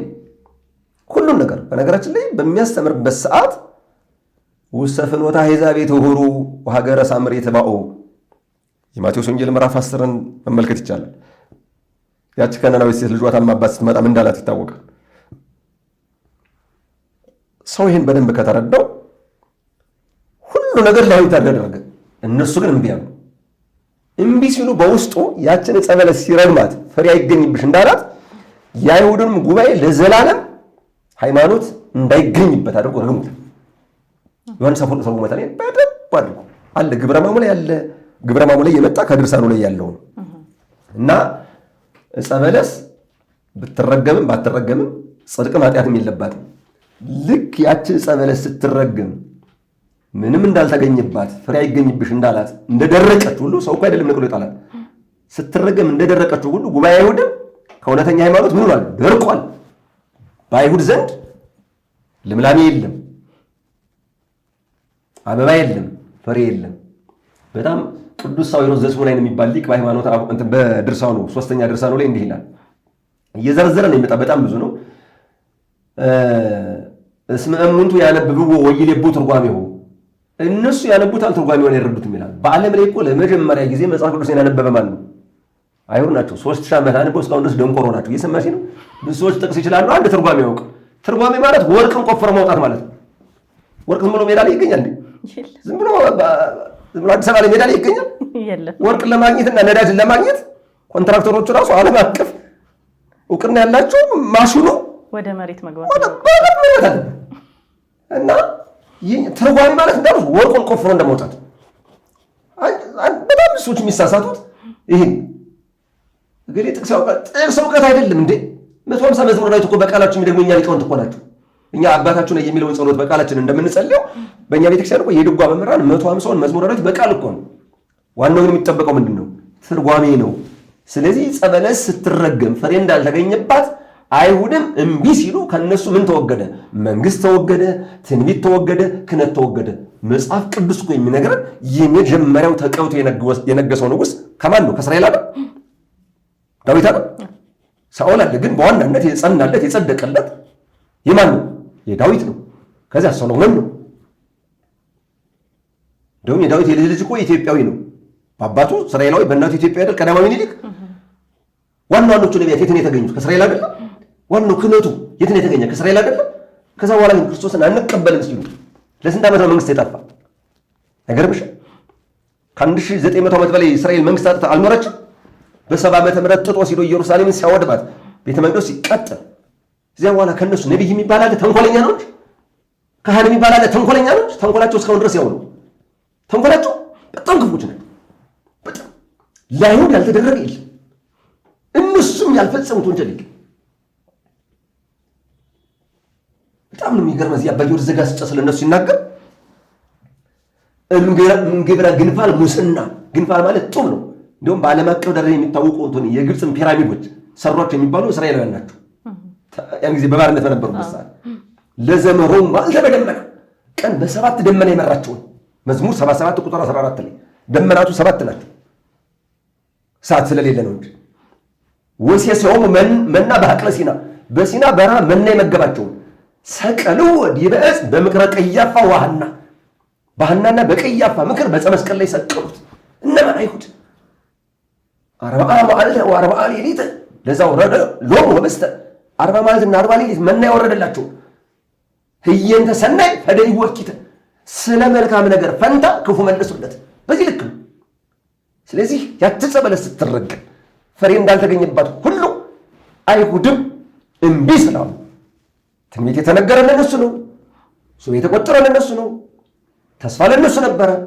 እምቢ ሲሉ ግን ቅድም የዘረዘርኳቸው ነገሮች ሁሉ መንግስት ከነሱ ተወገደ። ወንጌል እየተመዘገበ ነው። ትንቢት ከነሱ ተወገደ። ክህነት ከነሱ ተወገደ። ዮሐንስ አፈወርቅ ይህን ምን አልመሰለሽ? ሃይማኖተ አበው ምዕራፍ 66 ላይ አሕዛብ ነሱ ጽየረዳ ወሶኩሰ ተርፈ በአበ አይሁድ ዘውቱ ውስጠት ሃይማኖት። አሕዛብ ጽየረዳውን ገንዘብ አደረጉ ማለት ሃይማኖትን፣ እሾህ ግን በአይሁድ ዘንድ ቀረ። ይኸውም ክደት፣ ጥርጥር ነው። እስካሁን ድረስ የሚጠብቁት ሌላ ነው። ሐሳዊ መስሎኝ አይደለም የሚጠብቁ። አይ ሞኝነት። ክርስቶስ ከተወለደ 2018 ዓመቱ ነው። እነሱ ገና ይጠብቃሉ። ሞኞች። እውነተኛው ክርስቶስማ ከመጣ 2018 ዓመት ሆነው። ዓለምን ካዳነ ስንት ዓመት ሆነው? ተሰቅሎ ዓለምን ካዳነ ከ2018 ላይ 34 መቀነስ ነው። በዚህ ደምረን ቀንሰን እናውቀዋለን። ስለዚህ ጠቅልል ስናደርገው ሐሳባችን ዝሮ እንዳይሆን ጥያቄሽንም እንዳልዘለው ወይም ከመስመር እንዳልወጣ የዕፀ በለስ ጉዳይ አይደለም ምስጢሩ፣ የጉባኤ አይሁድ ጉዳይ። ቅዱስ ያሬድ የሚል በለስ ዘይቤ ቤተ እስራኤል እሙንቱ፣ እስራኤል የተባሉ የእስራኤል ቤቶች ናቸው፣ ወገኖች ናቸው። በለስ የተባሉ እዚህ በማቴዎስ 24 ላይ በለስ ሲለመልም ባያችሁ ጊዜ ለመለማ ይጩጩ በለመለመ ጊዜ ያን ጊዜ መከር እንደደረሰ ቀረብ አይደል? አይሽ መከር እንደደረሱ እና በለስ የተባሉ እነማን ናቸው? የእስራኤል ወገኖች ናቸው፣ እስራኤላውያን ናቸው። ወአጸደ ወይኑ ክርስቶስ ውእቱ፣ የወይኑ ቦታ ግን ክርስቶስ ነው ይላል። ገብቶሻል? አንተራስ ገባኝ። ግን የኔታ በሌላ የመጽሐፍ ትርጓሜ ላይ ደግሞ እስራኤል እያለ የሚጠራው የእግዚአብሔርን ሕዝብ ነው። ማነው እሱ? በጣም ጥሩ ጥያቄ። ለመጀመሪያ ጊዜ እስራኤል የተባለ ማን ነው? ያዕቆብ ነው። የአብርሃም ልጅ ይስሐቅ። የይስሐቅ ልጆች መንታው ነው የተወለዱ ኤሳውና ያዕቆብ። አሁን የመጀመሪያ ስሙ ማን ነው? ያዕቆብ ነው። ያዕቆብ ማለት አሰናካይ ማለት ነው። ነገር ግን በፍኖተ ሎዛ ከወንድሙ ኤሳው ሸሽቶ ሲሄድ ወንድሙ ኤሳው በሚያሳድደው ጊዜ እግዚአብሔር ጠብቆታል። ሎዛ ከምትባል ቦታ ሲደርስ መሸበት። ከጎዳና ትንሽ ልፍ ብሎ ፈቀቅ ብሎ በድሮ አማርኛ ድንጋይ ተንተርሶተኛ። ሌሊት ከምድር እስከ ሰማይ የወርቅ መሳላት ተተክላ ኦሪት ዘፍጥረት ምዕራፍ 28 ላይ በላይዋ ላይ ዙፋን ተነጥፏል። ከዛ ላይ ንጉሥ ተቀምጧል። መላእክት በዚያች መሳላት ይወጣሉ ይወርዳሉ። ያችን አይ ማን? ያዕቆብ። አሁን ከእግዚአብሔር ጋር ትግል ገጠመ ተብሏል። ከእግዚአብሔር ጋር ሰው ትግል ይገጥማል? አይገጥም። እዛ በኋላ ግን እግዚአብሔር ምንድን ነው ያለው? ከአሁን በኋላ ስምህ ያዕቆብ ሳይሆን እስራኤል ይባል። እስራኤል ማለት ትርጓሜው ሕዝበ እግዚአብሔር፣ የእግዚአብሔር ወገን፣ ህሊና ዘኢሬው ለእግዚአብሔር፣ እግዚአብሔርን የሚያይ ህሊና፣ ነጻሪ ከሃዲ የሚያይ እንደ አምላኩ ችሎታ ያለው ተብሎ ተተርጉሟል። ያ ማለት ግን ያዕቆብ ነው እንጂ አጠቃላይ ሁሉም እስራኤላውያን የእግዚአብሔር ወገኖች ናቸው ማለት አይደለም። ጣዖት ሲያመልኩ የእግዚአብሔር ወገኖች ሊሆኑ አይችሉም። ይችላል? ጣዖት አምላክ የእግዚአብሔር ወገን ሊሆን ይችላል? ምንም ሲያምኑበት። አዎ፣ ለምሳሌ እኛውን እስራኤል ዘነፍስ እንባላለን በአዲስ ኪዳን። እነሱ እስራኤል ዘሥጋ ናቸው በነገራችን ላይ። እኛ ግን እስራኤል ዘነፍስ። እና አጠቃላይ እንደው እስራኤላውያን ሁሉ 100% ክፎች ናቸው ማለት አይደለም። 100% ደግሞ የእግዚአብሔር ወገኖች ናቸው ማለት አይደለም። ምክንያቱም በተጣላ ጊዜ ምንድነው ያለው ሙሴ አበሱኒ እስራኤል ሕዝብከ ሙሴ ሆይ ወገኖች እስራኤል በደሉኝ አሉ። ከዚያ ሳይበድሉት ሕዝቤ ወገኖች ይል ነበር። አባቶችን ሲተረጉሙት ምን አሉ? አባት ልጁን ሲጣላ ያ ልጅሽ እንዲያደረገኝ የሚል እሱ አልወለድም ወልዶታል። ግን ሲናደድ ምንድን ነው የሚል? የእናት ልጅ ያ ልጅሽ እንዲያደረገኝ ይላል። እንደ አይነት አነጋገር አለ በመጽሐፍ ቅዱስ። መልካም መሀል ላይ ደግሞ እያብራሩልን እያለ ትንቢት የተነገረው ለነሱ ቀን የተቆጠረው ለነሱ እነሱ ግን በደሉት፣ ስለዚህ በበለስ አንጻር ረገማቸው እያሉ ነበረ። ታዲያ ለዓለምን የመጣው ማለት እንዴት እንችላለን? እዚህ ጋር ጥያቄ እንዳያስነሳ በእነሱ በኩል አጠቃላይ ሁሉን ነገር አደረገ። አሁን ሁሉን ነገር ያደረገው የት ላይ ነው? በእነሱ ሀገር ነው። በነገደ ራሱ የእመቤታችንን ሐረገ ትውልድ ስንቆጥር ወደኋላ ሄደን ስንቆጥር ኦሪት ዘፍጥረት ምዕራፍ 49 ላይ ያዕቆብ ልጆቹን እንዴት እንደባረካቸው ተቀምጧል። 12ቱን ነገድ ከዚያ መካከል አንዱ ይሁዳ ነው። ይጠፍ ምስፍና ወመልክና ማዋሉ ለይሁዳ። አሁን ይህ ስለ ክርስቶስ የነገረ ነው። ሞዓን በሰዘመ ነገደ ይሁዳ ስለ ክርስቶስ ነው። ከዚያ ሌዊ ያለ ሌዊ በነገሩ እንደሚታወቀው ካህን ሌዊ ነገድ ወይም ነገደ ሌዊ የሚባሉት ካህናት ናቸው። ከሌዊ ነገድ የተወለዱት ካህናት ናቸው። ከይሁዳ ደግሞ ንግስና ነው። አሁን የእመቤታችን ትውልድ በአባቷ ከቤተ ይሁዳ ነው፣ በእናቷ ከቤተ ሌዊ ነው። ስለዚህ አብዛኛውን ትንቢቱን ስናየው በእስራኤል በኩል ነው የተነገረ። በእስራኤል በኩል ተነግሮ መጥቶ ሲሰቀል ግን ለእስራኤል አይደለም፣ ወይም ለእስራኤል ብቻ አይደለም፣ አጠቃላይ ለማን ነው? ለሰው ልጅ ነው። ቅዱስ ጳውሎስ በኤፌሶን መልእክቱ ምዕራፍ 2 ላይ በደንብ አድርጎ ገልጾታል።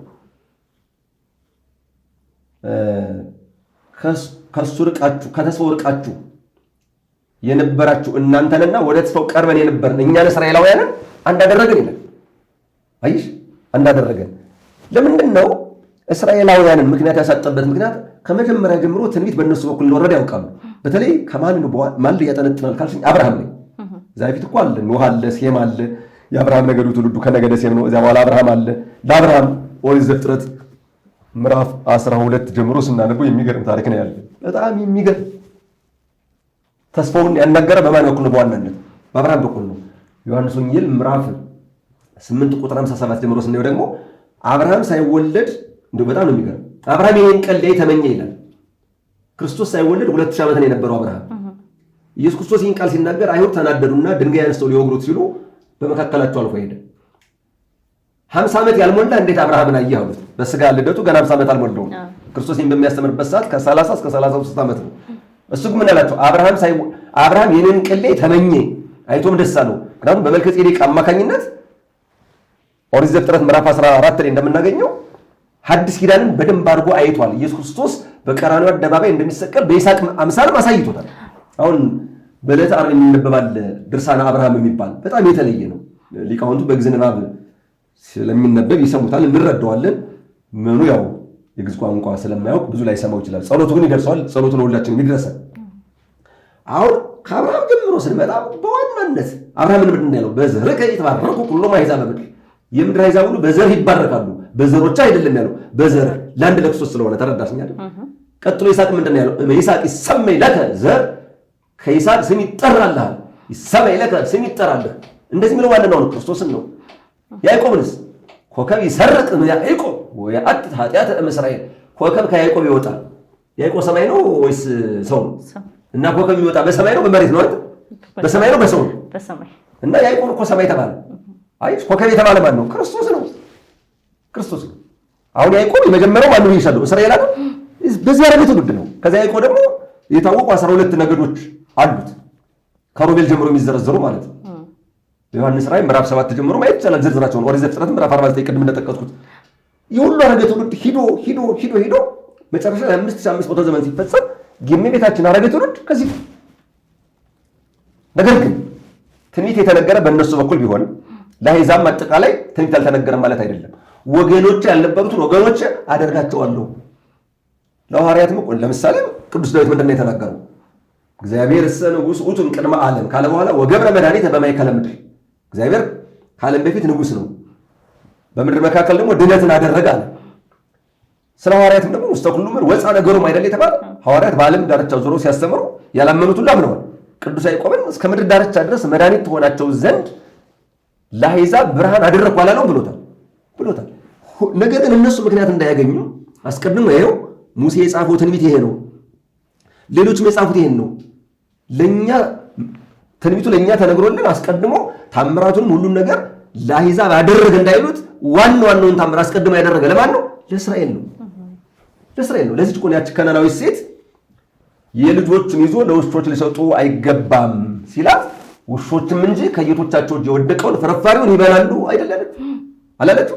እሱ ግን አመሰገናት። ምን አገኘባት? በጣም የሚገርም ነው። ሃይማኖት፣ ትሕትና፣ ጥበብ 3 ነገር አገኘባት። ሃይማኖት በጣም ያድንልኛል ብላ መጣች። ትሕትና ራሷን ውሻ አለች። ጥበብ ደግሞ ምሳሌ መስላ ተናገረች። ውሾቹም ቢሆን ከጌቶቻቸው እጅ የወደቁ ናቸው፣ ፍርፋሪ ይለቅማሉ። እንደዚህ ሁሉ ታላላቁን ታምራት ለእስራኤል ስታደርግ ማለትም ከእስራኤል ወገን የሞተ ሰው አስነስተሃል። ታላቁ ነው አይደል? ለእኔ ደግሞ የታመመችውን ልጅ ብታስነሳልኝ የታመመ ማስነሳትና የሞተ ማስነሳት የታመመ ማዳንና የሞተ ማስነሳት አንድ ነው አይደለም? አይሽ እናስ ዮሐንስ አፈወርቅ ይህን ያደርጉ የተረጎሙ መጀመሪያ ሁሉን ነገር ለእስራኤል አደረገ። ሐዋርያትንም ወደ አሕዛብ ሀገር እንዳትሄዱ አላቸው።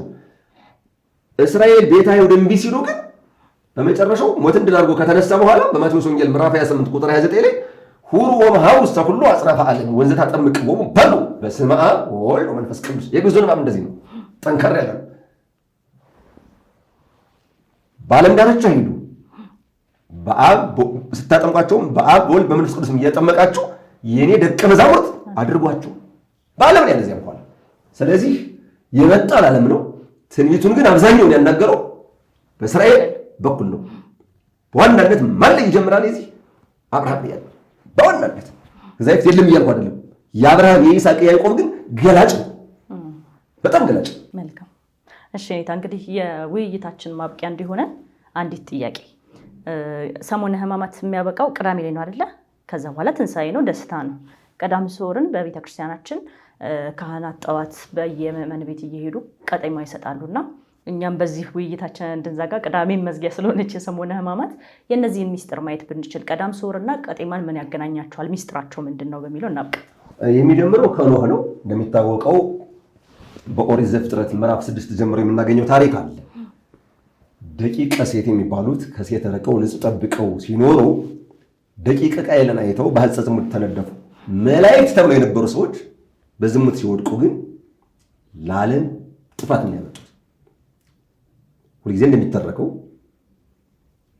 40 መዓልትና 40 ሌሊት ያለማቋረጥ ከሰማይ በ7 አይነት ከታች በ7 አይነት አጠቃላይ በ77 አይነት የእኛ ሊቃውንት የዘነበውን ዝናብ ሳይቀር ቆጥረውታል።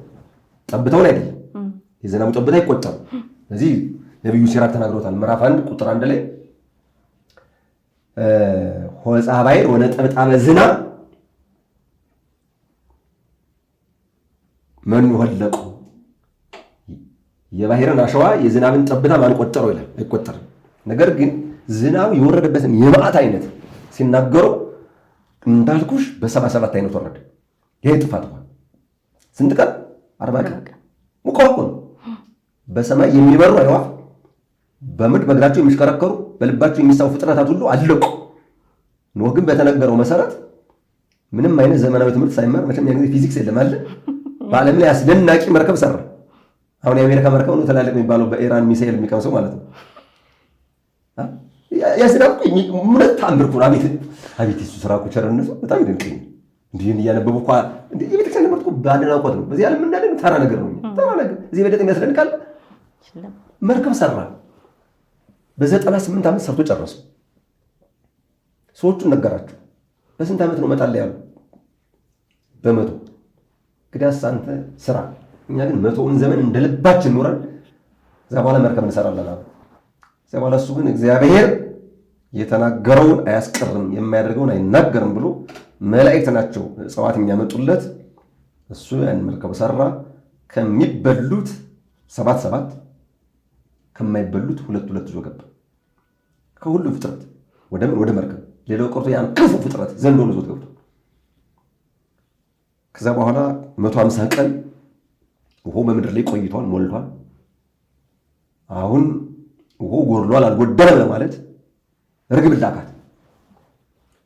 ስትሄድ ዞራ ማረፍ ያጣች ተመልሳ መጣች።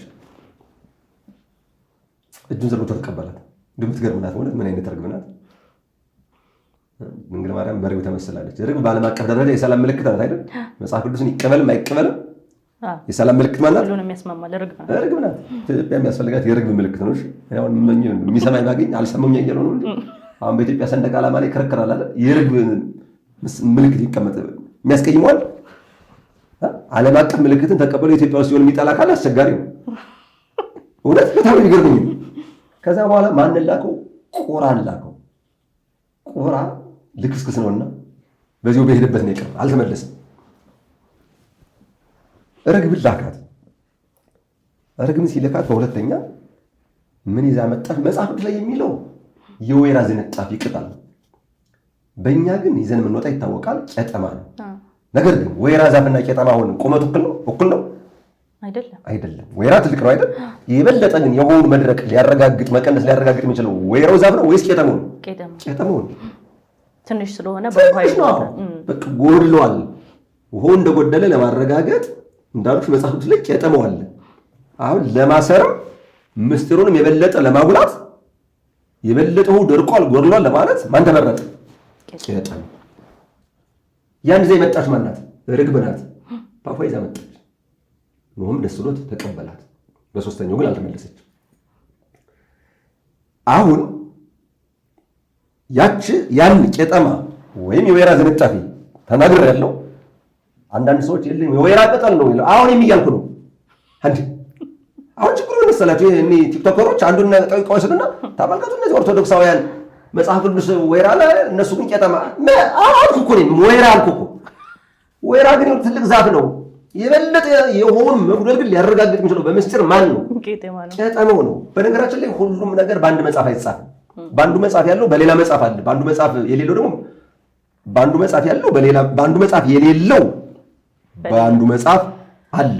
በአንዱ መጽሐፍ ያለው ደግሞ በሌላ መጽሐፍ የለም።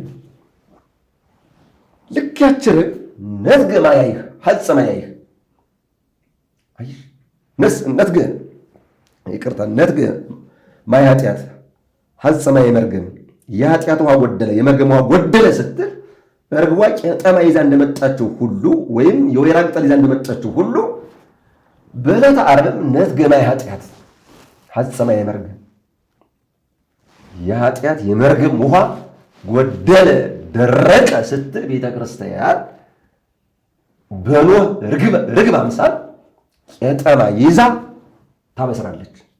ነፍሳት ከሲኦል መውጣታቸው፣ ዓለም መቀደሱ፣ የተሰደደው መመለሱ፣ ሰይጣን መታሰሩ፣ አስሮ የነበረው መታሰሩ፣ የበለጠ ነው የታሰረ። አሁን ብቻውን የቀረ ሲኦል ውስጥ አሁን እንኳን ብዙዎቹን እያገኘን በዕለተ ስቅለት ብቻውን የቀረች።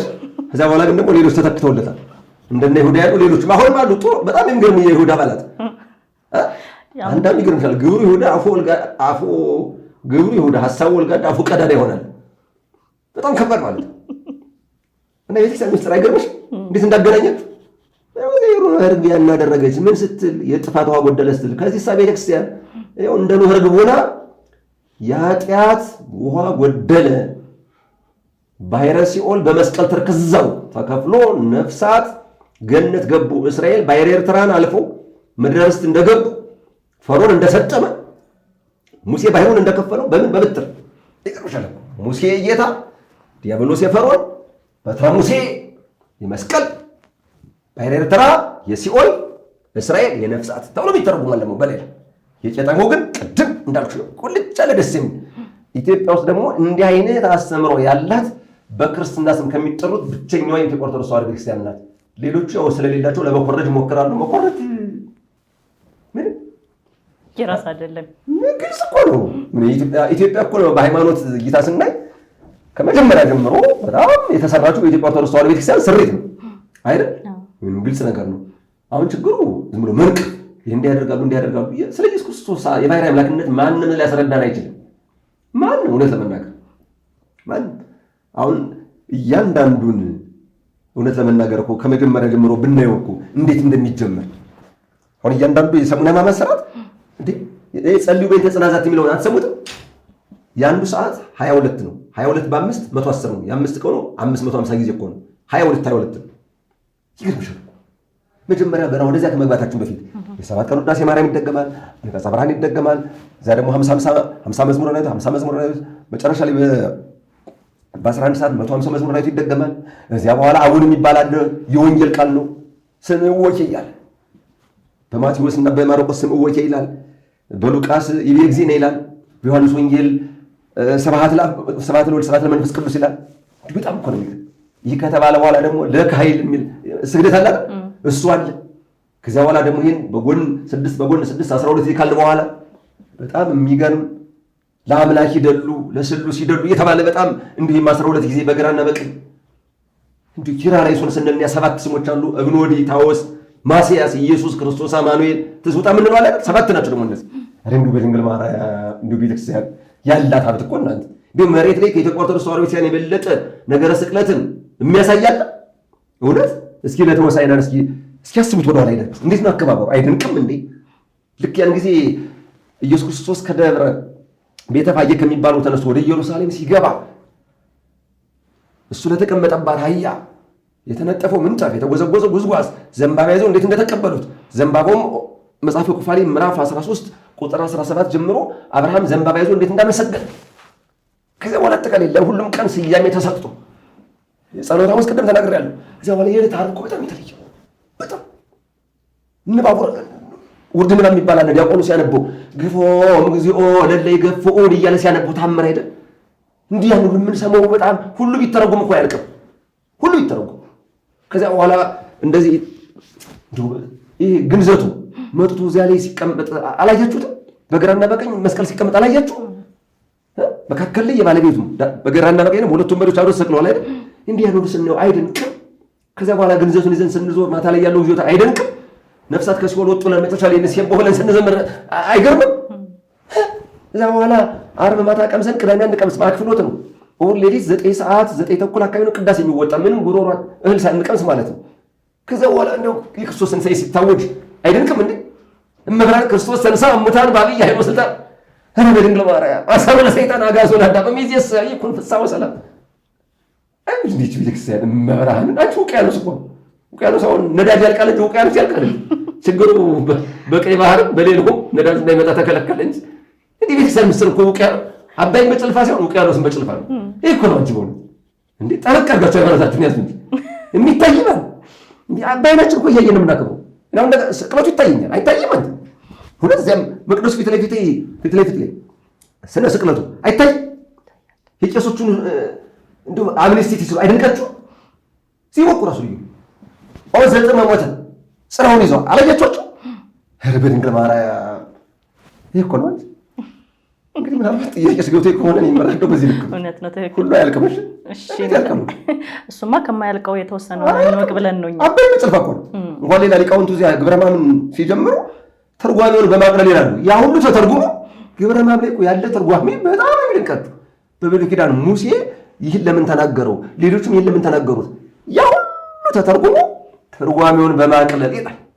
እኔም አሁን በጣም ጥቂቱ መልካም ሁኔታ እንግዲህ የቅዳሜን ጉዳይ ካነሳን አይቀር በኦርቶዶክሳውያን ዘንድ ብዙ ጊዜ ጥያቄ የሚያስነሳ ነገር ስለ እርድ ሲነሳ ቅዳሜ ዕለት ይታረዳል አይታረድም? የትንሣኤና የገና ጊዜ ሁል ጊዜ እንደዚህ አይነት ጥያቄዎች ይነሳሉና እንደው ቅዳሜም ላይ ስለሆነ ከትንሣኤ በፊትም ስለሆነች ይህን ጉዳይ በደንብ ጠቅላላ አድርገው እንደ መልእክት ያስተላልፉልን። በአጠቃላይ ከ6 ሰዓት አስቀድሞ አይታረድም።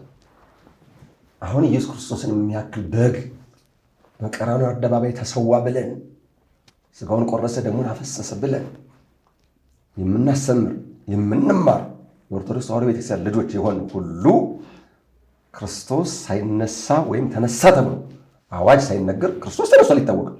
ግን እንደ ሥርዓተ ቤተክርስቲያን አስተምሮ ተነሳ ተብሎ አዋጅ ሳይነገር አይታረድም። በማንኛውም ጊዜ እኮ በጾም ጊዜ አይታረድም። በማንኛውም ጊዜ በሌላው ቀን ዓርብና ረቡዕ ይታረዳል እንዴ? አይታረድም። ስለዚህ ግልጽ። አሁን ችግሩ ምን መሰለሽ? በዓለም ላይ ከባድ መልስ የሆዳምን መልስ መመለስ ነው። ገብቶሻል? የሆዳምን መልስ መመለስ። ሌሊት ዶሮ ካልበላ እንዲሁ የሚገርመው ሰው አለ። እንዲሁን ስጋው ደግሞ ቢቀበል መናል እንደርስበታለን እኮ እንዴ በቃ 6 ሰዓት በኋላ ነው የሚታረደው። ከ6 ሰዓት አስቀድሞ ግን አይታረድም። ሌሊት 6 ሰዓት ማለት ነው። አዎ እዛ ላይማ አዋጁ ተነገረ። ክርስቶስ ቤተክርስቲያን በአዋጅ ከነገረች በኋላ ያለው ማለት ነው። ይህ ደግሞ እንደውም ከተቻለ ቅዳሴ እስከሚወጣ መታረድ የለበትም። ቢያንስ ግን አሁን ቤተክርስቲያን ውስጥ ስናገለግል አደር ቅዳሴ ሲወጣ ቢታረድ ሽሮ ካልሆነ ስጋ ነገር ይደርሳል አይደርስም። እና እዚያ ሲያገለግሉ የነበሩ የቤተክርስቲያን አገልጋዮች አሉ፣ በአገልግሎት የከረሙ እነሱ መግደፍ አለባቸው። የኔ ቢጤዎች ደግሞ አሉ። እና ቢያንስ ግን ከ6 ሰዓት ቀድሞ መታረድ የለበትም። ቢቻል እንዳልኩሽ ቅዳሴ እስከሚወጣ፣ ካልተቻለ ግን ባልኩሽ ሰዓት ከዛ በፊት አይታረድም። ምንም ይሄ የሚያሻማ ጉዳይ አይደለም። አንዳንድ ጊዜ እውነት ምዕመናን ራሳችን በትንሹ ነገር አናውርደው። የኛ የመጨረሻው የሁል ጊዜ ደስታ የክርስቶስ ትንሣኤ ነው። ምክንያቱም ክርስቶስ ሞትን ድል አድርጎ ተነስቷል። እሱ እንደተነሳ እኛም እንነሳለን። ቅዱስ ጳውሎስ በአንደኛ ቆሮንቶስ መልእክቱ ምዕራፍ 15 ቁጥር 12 ጀምሮ ዝርዝር አድርጎ ነው ያስተማረው። በጣም የተለየ ነው። ክርስቶስ ካልተነሳማ ሙታን የማይነሱ ማለት ነው። ሙታን የማይነሱ ከሆነ ትምህርታችን ከንቱ ነዋ እያለ አብራርቶ ነው ያስተማረው። እኛ ትንሣኤ ዘጉባኤን የምንጠብቅ ዜጎች መጀመሪያ የክርስቶስን ትንሣኤ አምነን ነው አይደል? የክርስቶስን ትንሣኤ ካመን ደግሞ እሱ ተነሳ ተብሎ አዋጅ ሳይነገር ቅዳሴ ሳይወጣ ቅድም ተነግሬያለሁ። አንዳንድ ጊዜ በጣም ነገሮችን ግራና ቀኝ ማየት ያስፈልጋል። እናም በግል ከቤቴ ለሚደረገው ነገር ቅዳሴዎች አይታረድም። ለምን ይታረዳል? እንደ ቤተክርስቲያን ግን የተለየ ችግር ማየት ያስፈልጋል። ግልጽ ነው አይደል? በቃ አብይ ጾምን ያን ሁሉ አገልግሎት አገለገሉ። ስብሐተ ነግ የሚባል አለ፣ የቀን ጾመ ድጓ አለ፣ ቀን ትምህርቱ አለ፣ ቅዳሴው አለ፣ ማታ ፕሮግራም አለ። በአጠቃላይ አብይ ጾም አገልግሎት ለየት ያለ ነው። ለመናገር ከ18 ሰዓት በላይ የቤተክርስቲያን በር ክፍት ነው። ይህን ሁሉ ህዝብን በምላት የምናስተናግድበትንና በግል በቤታችን የምንስተናገድበትንም ለይተን ማየት ያስፈልጋል። ችግሮችን ለይቶ ማየት ሁልጊዜ ያስፈልጋል። ይሁን እንጂ ቅዳሜ በጭራሽ እንዴ ውሃ አልጠጣም እያልኩ ስጋ ያርዳል እንዴ ውሃ አይጠጣም እየተባለ የራሳችሁ ፍረድ ሆነ። ምንም በማይቀመስበት ቀን እንዴት በሬ ይታረዳል? ተሽራ እየተጾመች እንዴ በጣም እኮ የሚያሳዝን ይህ እኮ ለኦርቶዶክሳውያን እኮ አይመጥንም በእውነት። ይህ በሂደት ይስተካከላል። ሁልጊዜ እኔ የምናገረው ቃል አለ። ሰውን የሚያበስለው ትምህርት ነው። እህልን የሚያበስለው እሳት ነው። እህል በእሳት ካልበሰለ ይጣፍጣል? ለምሳሌ ገብስ ቆሎ እንበላለን። በእሳት ባይበስል በእሳት ባይቆላ ኖሮ ይጣፍጣል? ጥሬውን የሚበላው አህያና ፈረስ ነው። ዞሮ ግን እንደው ከማውገዝ ምርር ያለ ቃል ከመናገር ይልቅ ትምህርት ይቀድማል። ለምሳሌ አሁን ይህን የሰማ ሰው የተወሰነ ያገናዝባል። እውነት እኮ ነው። ጌታ ኢየሱስ ክርስቶስ ተነሳ ተብሎ አዋጅ ሳይነገር እንዴት ይታረዳል? ትክክል እኮ ነው። አባቶቻችን እኮ አስቀምጠዋል። ይህ ምንም የተጻፈ የተቀመጠ ነው። በማንኛውም ጊዜ በጾም አይታረድም። በቃ በማንኛውም ጊዜ በጾም ቀን አይታረድም። መልካም ጌታ፣ እንደው እንደ መጨረሻ እንደ መልእክትም እንደ ግሳጼም እንዲያስተላልፉልን አሁን ቀድመን ያልናቸው ነገሮች አሉ። በሰሞነ ሕማማት የምናደርጋቸው ነገሮች እና አንድ ምዕመን በሰሞነ ሕማማት ጫማውን አውልቆ የጌታን ሕማም ለማሰብ ከሱ ሕማም ለመካፈል ያን ሁሉ ነገር አድርጎ ልክ የትንሣኤ ዕለት አብሮ ጫማውንም የኃጢአት ጫማውንም የሚጫማ እንደኔ አይነት ብዙ ይኖራልና እንደው እንዴት እናሳልፍ? ከክርስቶስ ሕማም ጋር የኛ የስጋችንን ትተን ወደ ነፍሳችን የምንመለስበት እንዲሆንልን መልእክት ያስተላልፉልንና እናውቅ። እንግዲህ የኃጢአት ጫማ ሁልጊዜ መለበስ የለበትም። የእግር ጫማ የሚከለከልበት ቦታ አለ፣ የሚለበስበት ቦታ አለ። አሁን ችግሩ ሁልጊዜ ምንድን ነው? እህል ውሃ ከመብላት እንከለከላለን። የላም የበሬ የፍየል የዶሮ ስጋ ከመብላት እንከለከላለን። ሰውን ግን በሐሜት እንበላለን። ብዙ ጊዜ ያለው ችግር ይሄ ነው። በተቻለ መጠን እግዚአብሔር ሁላችንም ያውቃል፣ ልባችን ያውቀዋል። በቃ ሁልጊዜ የሚነገር ነገር አለ፣ መጽሐፍ ላይ ያለ ነው። ልብ ያሰበውን ኩላሊት ያመላለሰውን ያውቃል እሱ። እግዚአብሔር አንድ ነገር ለማወቅ እንደ መመርመር እንኳን አይጠበቅበትም። በመጽሐፍ አነጋገር አብ ወልድ መንፈስ ቅዱስ ያትቱ የሚል አለ። ያ እንደው በሰው አነጋገር ነው እንጂ እሱ ሁሉን እንኳን የተደረገውን ሳናደርገው አንድ ነገር ያውቃል። እና ጫማ አውልቀው ቢሄዱ የቂምን ጫማ ካላወለቁ ጾም ብንጾም ሰውን በሐሜት የምንበላ ከሆነ ምንም አንደረቱ ሃይማኖት የሚባል መጽሐፍ አለና ይዘረዝራል። በጣም የሚገርመኝ ነው። 60 ቃላት አሉ እዛ ውስጥ። ድሮ ቅድስት ማለት ያው ከዘወረደ ቀጥሎ ያለው ነው። እንደ ታምረ ማርያም እንደ ታምረ ኢየሱስ እንደ ስንክሳር ይነበብ ነበረ በጾሙ መግቢያ ላይ። ጾሙ መግቢያ ላይ ስል ከዘወረደ ቀጥሎ ቅድስት ብያለሁ። የጌታ ጾም የሚጀምረው ቅድስት ላይ ነው እና ዛሬ ምን ይላል? በፀዓት ጾም እመኩሉ ምግባራት፣ የምግባራት ሁሉ እናት ጾም ደረሰች። ጸሎት እህቷ ናት ወምጽዋት ወለታ፣ ምጽዋትም ልጇ ናት ካለ በኋላ ለሰለስቲሆን አሃዱ ብሔሮን፣ ለእነዚህ ለሶስቱ ሀገራቸው አንድ ነው። ወሃዱ አቡሆን፣ አባታቸውም አንድ ነው። ወሃቲ እሞን፣ እናታቸውም አንዲት ናት። በጣም የሚገርም ነው። ከዛ ቀጥሎ ምን ይላል? እስመ የተወለዳ ጥዩቀም ቅድስት ማኅፀን፣ ከተቀደሰች ማኅፀን ይወለዳሉና ዘውእቱ ሃይማኖት በአብ ወወልድ መንፈስ ቅዱስ አሃዱ አምላክ፣ ይኸውም አንድ አምላክ በሚሆን በአብ ወልድ በመንፈስ ቅዱስ የሚያምኑት ሃይማኖት ነው ካለ በኋላ ቀጥሎ የሚናገረው ነገር አለ። አርምሞ ወትዕግስት ወትሕትና፣ 60 ናቸው አጠቃላይ። እዚህ ላይ አሁን 6 ብቻ ይበቃናል። እዚያ ደግሞ አርምሞ ዝም ማለት ነው፣ ነገረኛ ለመሆን ነው። ወትዕግስት ትዕግስተኛ መሆን ነው። ወትሕትና ራስን ዝቅ ማድረግ ነው። ለእነዚህም ሀገራቸው አንድ ነው፣ አባታቸው አንድ ነው፣ እናታቸውም አንዲት ናት። ወይም ሀገራቸው አንዲት ናት፣ አባታቸው አንድ ነው፣ እናታቸውም አንዲት ናት። ቀጥሎ ምንድን ነው የሚለው? ወይትፈለጣ ዘዘዚያውን ግሞራ፣ አንዲቱ ከአንዲቱ ፈጽሞ አይለዩም። ወመሰ ተፈልጠት አሐቲ እምአሐቲ ወይም አሐቲም ካሌታ ይመውታ ሁሉን፣ አንዲቱ ግን ከአንዲቱ ከተለየች ሁሉም ይሞታሉ ይላል። አየው፣ ግልጽ ነው አይደል? አሁን ለምሳሌ ጾም እንጾማለን፣ ጸሎት ከሌለ ምጽዋት ከሌለ ግን ሁሉም ምን ይላሉ? ይሞታሉ። ትዕግስት ኑሮ ወይም አርምሞ ኑሮ ትዕግስትና ትሕትና ከሌለ ሁሉም ምን ይላሉ? ይሞታሉ። ሁሉም ይሞታሉ። እንደዚህ እያለ 60 ቃላት ናቸው። መቼም 60ዎቹን ለመዘርዘር ብዙ ጊዜ ያስፈልጋል፣ ግን ቢዘረዘሩ ለ60 ዓመት የሚበቁ ትምህርቶች ናቸው። በጣም የሚገርሙ ናቸው። እኔ ይዣቸዋለሁ በቃል እና አንዱ ከአንዱ ከተለየ ከሃይማኖት የተለየች ምግባር የሞተች ናት ብሏል አይደል? ያዕቆብ ሐዋርያ ወይም ሐዋርያው ያዕቆብ ከምግባር የተለየች ሃይማኖት የሞተች ናት። እና እንጾማለን፣ በሐሜት ግን ሰውን እንበላለን። እንጸለያለን፣ በሐሜታችን ግን በአንደበታችን ሌላ ደግሞ እርግማን አለ። ማታ ውርድ እንላለን። የእግር ጫማ እናወልቃለን፣ ልባችን ውስጥ ግን የተቋጠረ የቂም ጫማ አለ። ያ ማለት ቤተክርስቲያን ስንገባም ወደ ተቀደሰ ቦታ ስንሄድ ጫማ እንልበስ እያልኩ ማለቴ አይደለም። ግን ከልባችን ውስጥ ያለውን ለማውለቅ እንወቅ። ከዚህ ውጭ ግን ሁልጊዜ የሚነገር ነው። ጸሎቱ ለመስተቀይም ከመዘርዘ ወርቅ ማእከለ አስዋክ፣ የቂመኛ ሰው ጸሎት በእሾህ መካከል እንደወደቀ ዘር ነው። በቃ ማቴዎስ ወንጌል ምዕራፍ 13 ላይ ሲያስተምር ምሳሌ ዘርን ሲያስተምር የተናገረው በእሾህ መካከል የበቀለው በቀለ፣ ነገር ግን ፍሬ እንዳያፈራ እሾሁ አጣብቆ አጫንቆ ነው ያስቀረው፣ ያለ ፍሬ ነው ያስቀረው። እና እኔ በምን መልኩ ማስተማር እንደምንችል ግራ ይገባኛል። አንዳንዱ እንደው ጥሩ ትምህርት አይሰጥም ይላል። እንዴት ነው በዚህ ዘመን ጥሩ ትምህርት አይሰጥም የሚሉ? ከቤታችን ተቀምጠን ስንት እንደው እውነት ለመናገር በዘመናችን የርዕሰ መምህራን የአባ ገብረ ኪዳን ትምህርት ራሱ ስንቱን እንደው ለእኛ ኮሳቸው አቡነ ሽኖዳ ማለት ናቸው አይደል? ሌሎችም ሊቃውንት አሉ። ስንት ትምህርት ይፈተፈታል። አሁን ሰሞኑን በዚህ በኮሪደሩ ልማት ምክንያት እንደምታውቁት ብዙ ቦታ ላይ ሳር ተተክሏል እና ውሃ ሲጠጣ ከረመ። በደንብ የለመለማውን ዝናብ ሲዘንብለት ነው ወይስ ውሃ ሲጠጣ ነው? ዝናብ ሲዘንብለት ነው። እንደ አዲስ አበባ እኮ እውነት ለመናገር ዝናብ እኮ ነው የሚዘንብለት ከዓመት እስከ ዓመት። ሰርክ ፕሮግራም ይታጎላል፣ የዕለት ሰንበት ትምህርት ይታጎላል። እውነት ለመናገር እዚያስ እንደው የሚገርም ወርሃዊ በዓል አለ አይደል?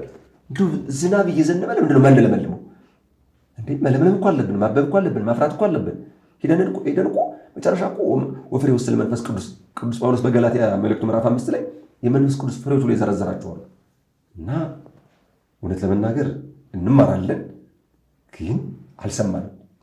ያ ማለት ግን ሁልጊዜ ትምህርት መደጋገም አለበት። ጤፈ ቀርም የሚባል አለ። ጤፍ ተዘርቶ የከረመ መሬት ጤፈ ቀርም ነው የሚባል። እሱ በአንድ ጊዜ ታርሶ አይለሰልስም፣ በተደጋጋሚ ሲታረስ ነው። ይህ ሰው ልብን በቃል እግዚአብሔር ማረሻነት መታረስ አለበት። ሰባኪያን በደንብ አድርገው እናንተም ዩቱበሮች በተቻለ መጠን በሰል ያሉትን መምህራን በሁሉም ትምህርት ይህ ብቻ አይደለም። እውነት ለመናገር አሁን ይህ እንደ ምን ልበላችሁ ለሊቃውንት አይምሮ ለምዕመናን ጆሮ እንዲስማማ አድርጎ ፈትፈት አድርጎ ካቀረቡለት ሰው እንኳን ብዙ ቃል ተነግሮት ተማር ካለው በአንዲት ቃል ይማራል። አንድ መምህር ሲያሰለጥነን ምን አለ? አንድ ሰው በአንዲት ፊደል ተማራሉ። ሌላ ሰው ሲመክረው ምን አለ? አላሉ። ባፉ እኮ አይደለም፣ በዚህ በተናገሩ የተናገራል። በዚህ ተገንዝቦ ሄዶ እንደገና ትምህርት ተምሮ መጣ ይባላል። አይ እና በተቻለ መጠን ያለ ደመና የሌለው ዝናብ የለም ማለት ደመና ከሌለ ዝናብ የለም። ነገር ግን ደግሞ ዝናብ የሌለው ደመና ከሆነ አስቸጋሪ ነው። ቃለ እግዚአብሔር ይዘንባል። የሚዘንበው ለኛ ነው። ዝናብ ይዘንብ ልምላሜውን እንዳየነው ሳሩ በጣም ለምልሞ እንዳየነው በ3 ቀን 4 ቀን እኮ ነው ሳሩ እንዴት እንደለመለመ በጣም ነው። አሁን ከሳምንት በኋላ እኮ በጣም የተለየ እኮ ነው አይታችሁት ከሆነ ማለት ነው። ታዲያ ለምንድን ነው አልኩኝ ስመለከት ይሄ በኮሪደሩ ልማት የተተከለው ሳር 3 ቀን 4 ቀን ዝናብ አግኝቶ እንዲህ ከለመለመ 365 ቀን ዝናብ የሚዘንብለት ለምንድን ነው የማይለመልም? ለምንድን ነው ንስሐ የማይገባ? ለምንድን ነው የማያብብ? ለምንድን ነው ለፍሬ የማያበቃ? ፍሬው ሄዶ መጨረሻ ለቅዱስ ሥጋው ለክቡር ደግሞ መብቃት ነው። እንደው ሁሉንም የኦርቶዶክስ ተዋሕዶ ሃይማኖት ተከታይ ሁሉ ለዚህ ያብቃልን፣ ያላመኑትንም ለሃይማኖት ያብቃልን። የቤተክርስቲያን ጸሎት እኮ ነው ያጥፋቸው እኮ አይደለም። አይ ሁልጊዜ የቤተክርስቲያን ጸሎት እንደው ይገርመኛል። እኔ አሁን ሳስበው እዚያ በመጽሐፈ ግምዘት በአጠቃላይ ላይ ወይፈኑ እግዚአብሔር ለሁሉ ዓለም ሳይለው ምሕረት እግዚአብሔር ለዓለም ሁሉ ምሕረትንና ይቅርታን ይላክ ተብሎ ይነበባል። ለዓለም ሁሉ እኮ ነው፣ ለኢትዮጵያ ብቻ አይደለም። ለመላው ዓለም ሰላም ያስፈልጋል። እንኳን ለምንወዳት ለሀገራችን ላይ ኢትዮጵያ ለምንወደው ሕዝባችን ይቀርና እንደው ከውጭ እንኳን ኢትዮጵያን እንደ ሀገር ለማይወዷት ሳይቀር ምን ያስፈልጋል? አሁን ባለው ሁኔታ ሰላም ያስፈልጋል። አያስፈልግም? የኢራንና የእስራኤል ጦርነት፣ የአሜሪካና የኢራን ጦርነት ምን እያደረገ ነው ያለ? አዳፍ ወደኛ ተርፏል አልተረፈም? ችግሩ ለኛ ለመላው ነው የተረፈ። ስለዚህ ለመላው ዓለም ራሱ ያስፈልጋል፣ ሰላም ያስፈልጋል። የበለጠ ደግሞ ከጎረቤት ሰላም የራስ መቅደም አለበት አይደል? ከዛ ደግሞ እኛ ሰላም ስንሆን ጎረቤታችን ሰላም ቢሆን ጥሩ አይደለም? አጠቃላይ አካባቢ ሰላም ቢሆን ጥሩ አይደለም? መላ ኢትዮጵያ ሰላም ብትሆን ጥሩ አይደለም? መላው አፍሪካ ሰላም ብትሆን፣ መላው ዓለም ሰላም ቢሆን አሁን ያለው ችግሩ ሊከሰታል። እና ባለንበት ዘመን እንኳን ለኢትዮጵያ እንኳን ለሕዝባችን ለመላው ዓለም ምን ያስፈልጋል? ሰላም ያስፈልጋል። የተያዘ ዓለም ነው ያለው፣ የተያዘ። እና እኔ የምለው ይሄን ነው። እንደው እባካችሁ አንናናቅ፣ እንከባበር፣ እንደማመጥ። ግድ የለም የዘነበው ዝናብ ሳር አለመለመ። የሚዘንበው ዝናብ ደም ግን ሳሩን ያለመልመዋል፣ ተክሉን ያለመልመዋል። ይልቁንም ቂሙ ለቀጣዩ ትውልድ እየተረፈ አሁን ከእውነት ለመናገር ኢትዮጵያ ውስጥ የሚፈጸመው ወንጀል የሃይማኖት ሀገር በምትባል ሀገር ላይ የሁሉ ወንጀል እንደው አይከብድ? ሁሉ ወንጀል እኮ ተፈጸመ። ምን ይቀራለው? ሁሉ እኮ ተፈጸመ። እግዚአብሔር አምላክ ሁላችንም ወደ ልባችን ይመልሰን። አሜን። ስብሐት ለእግዚአብሔር ወለወላዲቱ ወለመስቀሉ ክቡር። ይቆየን። እግዚአብሔር ያክብርልን። ኔታ በጣም ነው የምናመሰግነው። ክቡራን ተመልካቾቻችን ለዛሬ ወደ እናንተ ልናደርስ የወደድነው መርሃ ግብራችን ይሄንን ይመስል ነበረ። እንግዲህ በስርዓተ ቤተክርስቲያንና በባህል ወይም እየተወራረሰ በመጣው በትውፊታችን መካከል ያለውን ልዩነት እንዲሁም ደግሞ ቁርኝታቸውን አይታችኋል፣ ተመልክታችኋል፣ ብዙም ተምራችኋል ብዬ ተስፋ አደርጋለሁ። እንግዲህ ይህ ፕሮግራም ለሌሎች እንዲደርሷቸው ይህንን ነገር ማየት አለባቸው ብላችሁ ለምታስቡ ወዳጆቻችሁ ሼር አድርጉላቸው። ለእኛም ደግሞ ሀሳብ አስተያየታችሁን ኮሜንት ላይ አስፍሩልን። እንዲህ አይነት ዝግጅት ደግሞ እንድናቀርብላችሁ መንክር ሚዲያን ሰብስክራይብ አድርጉ ለማለት እወዳለሁ። መልካም ጊዜ፣ መልካም ቆይታ።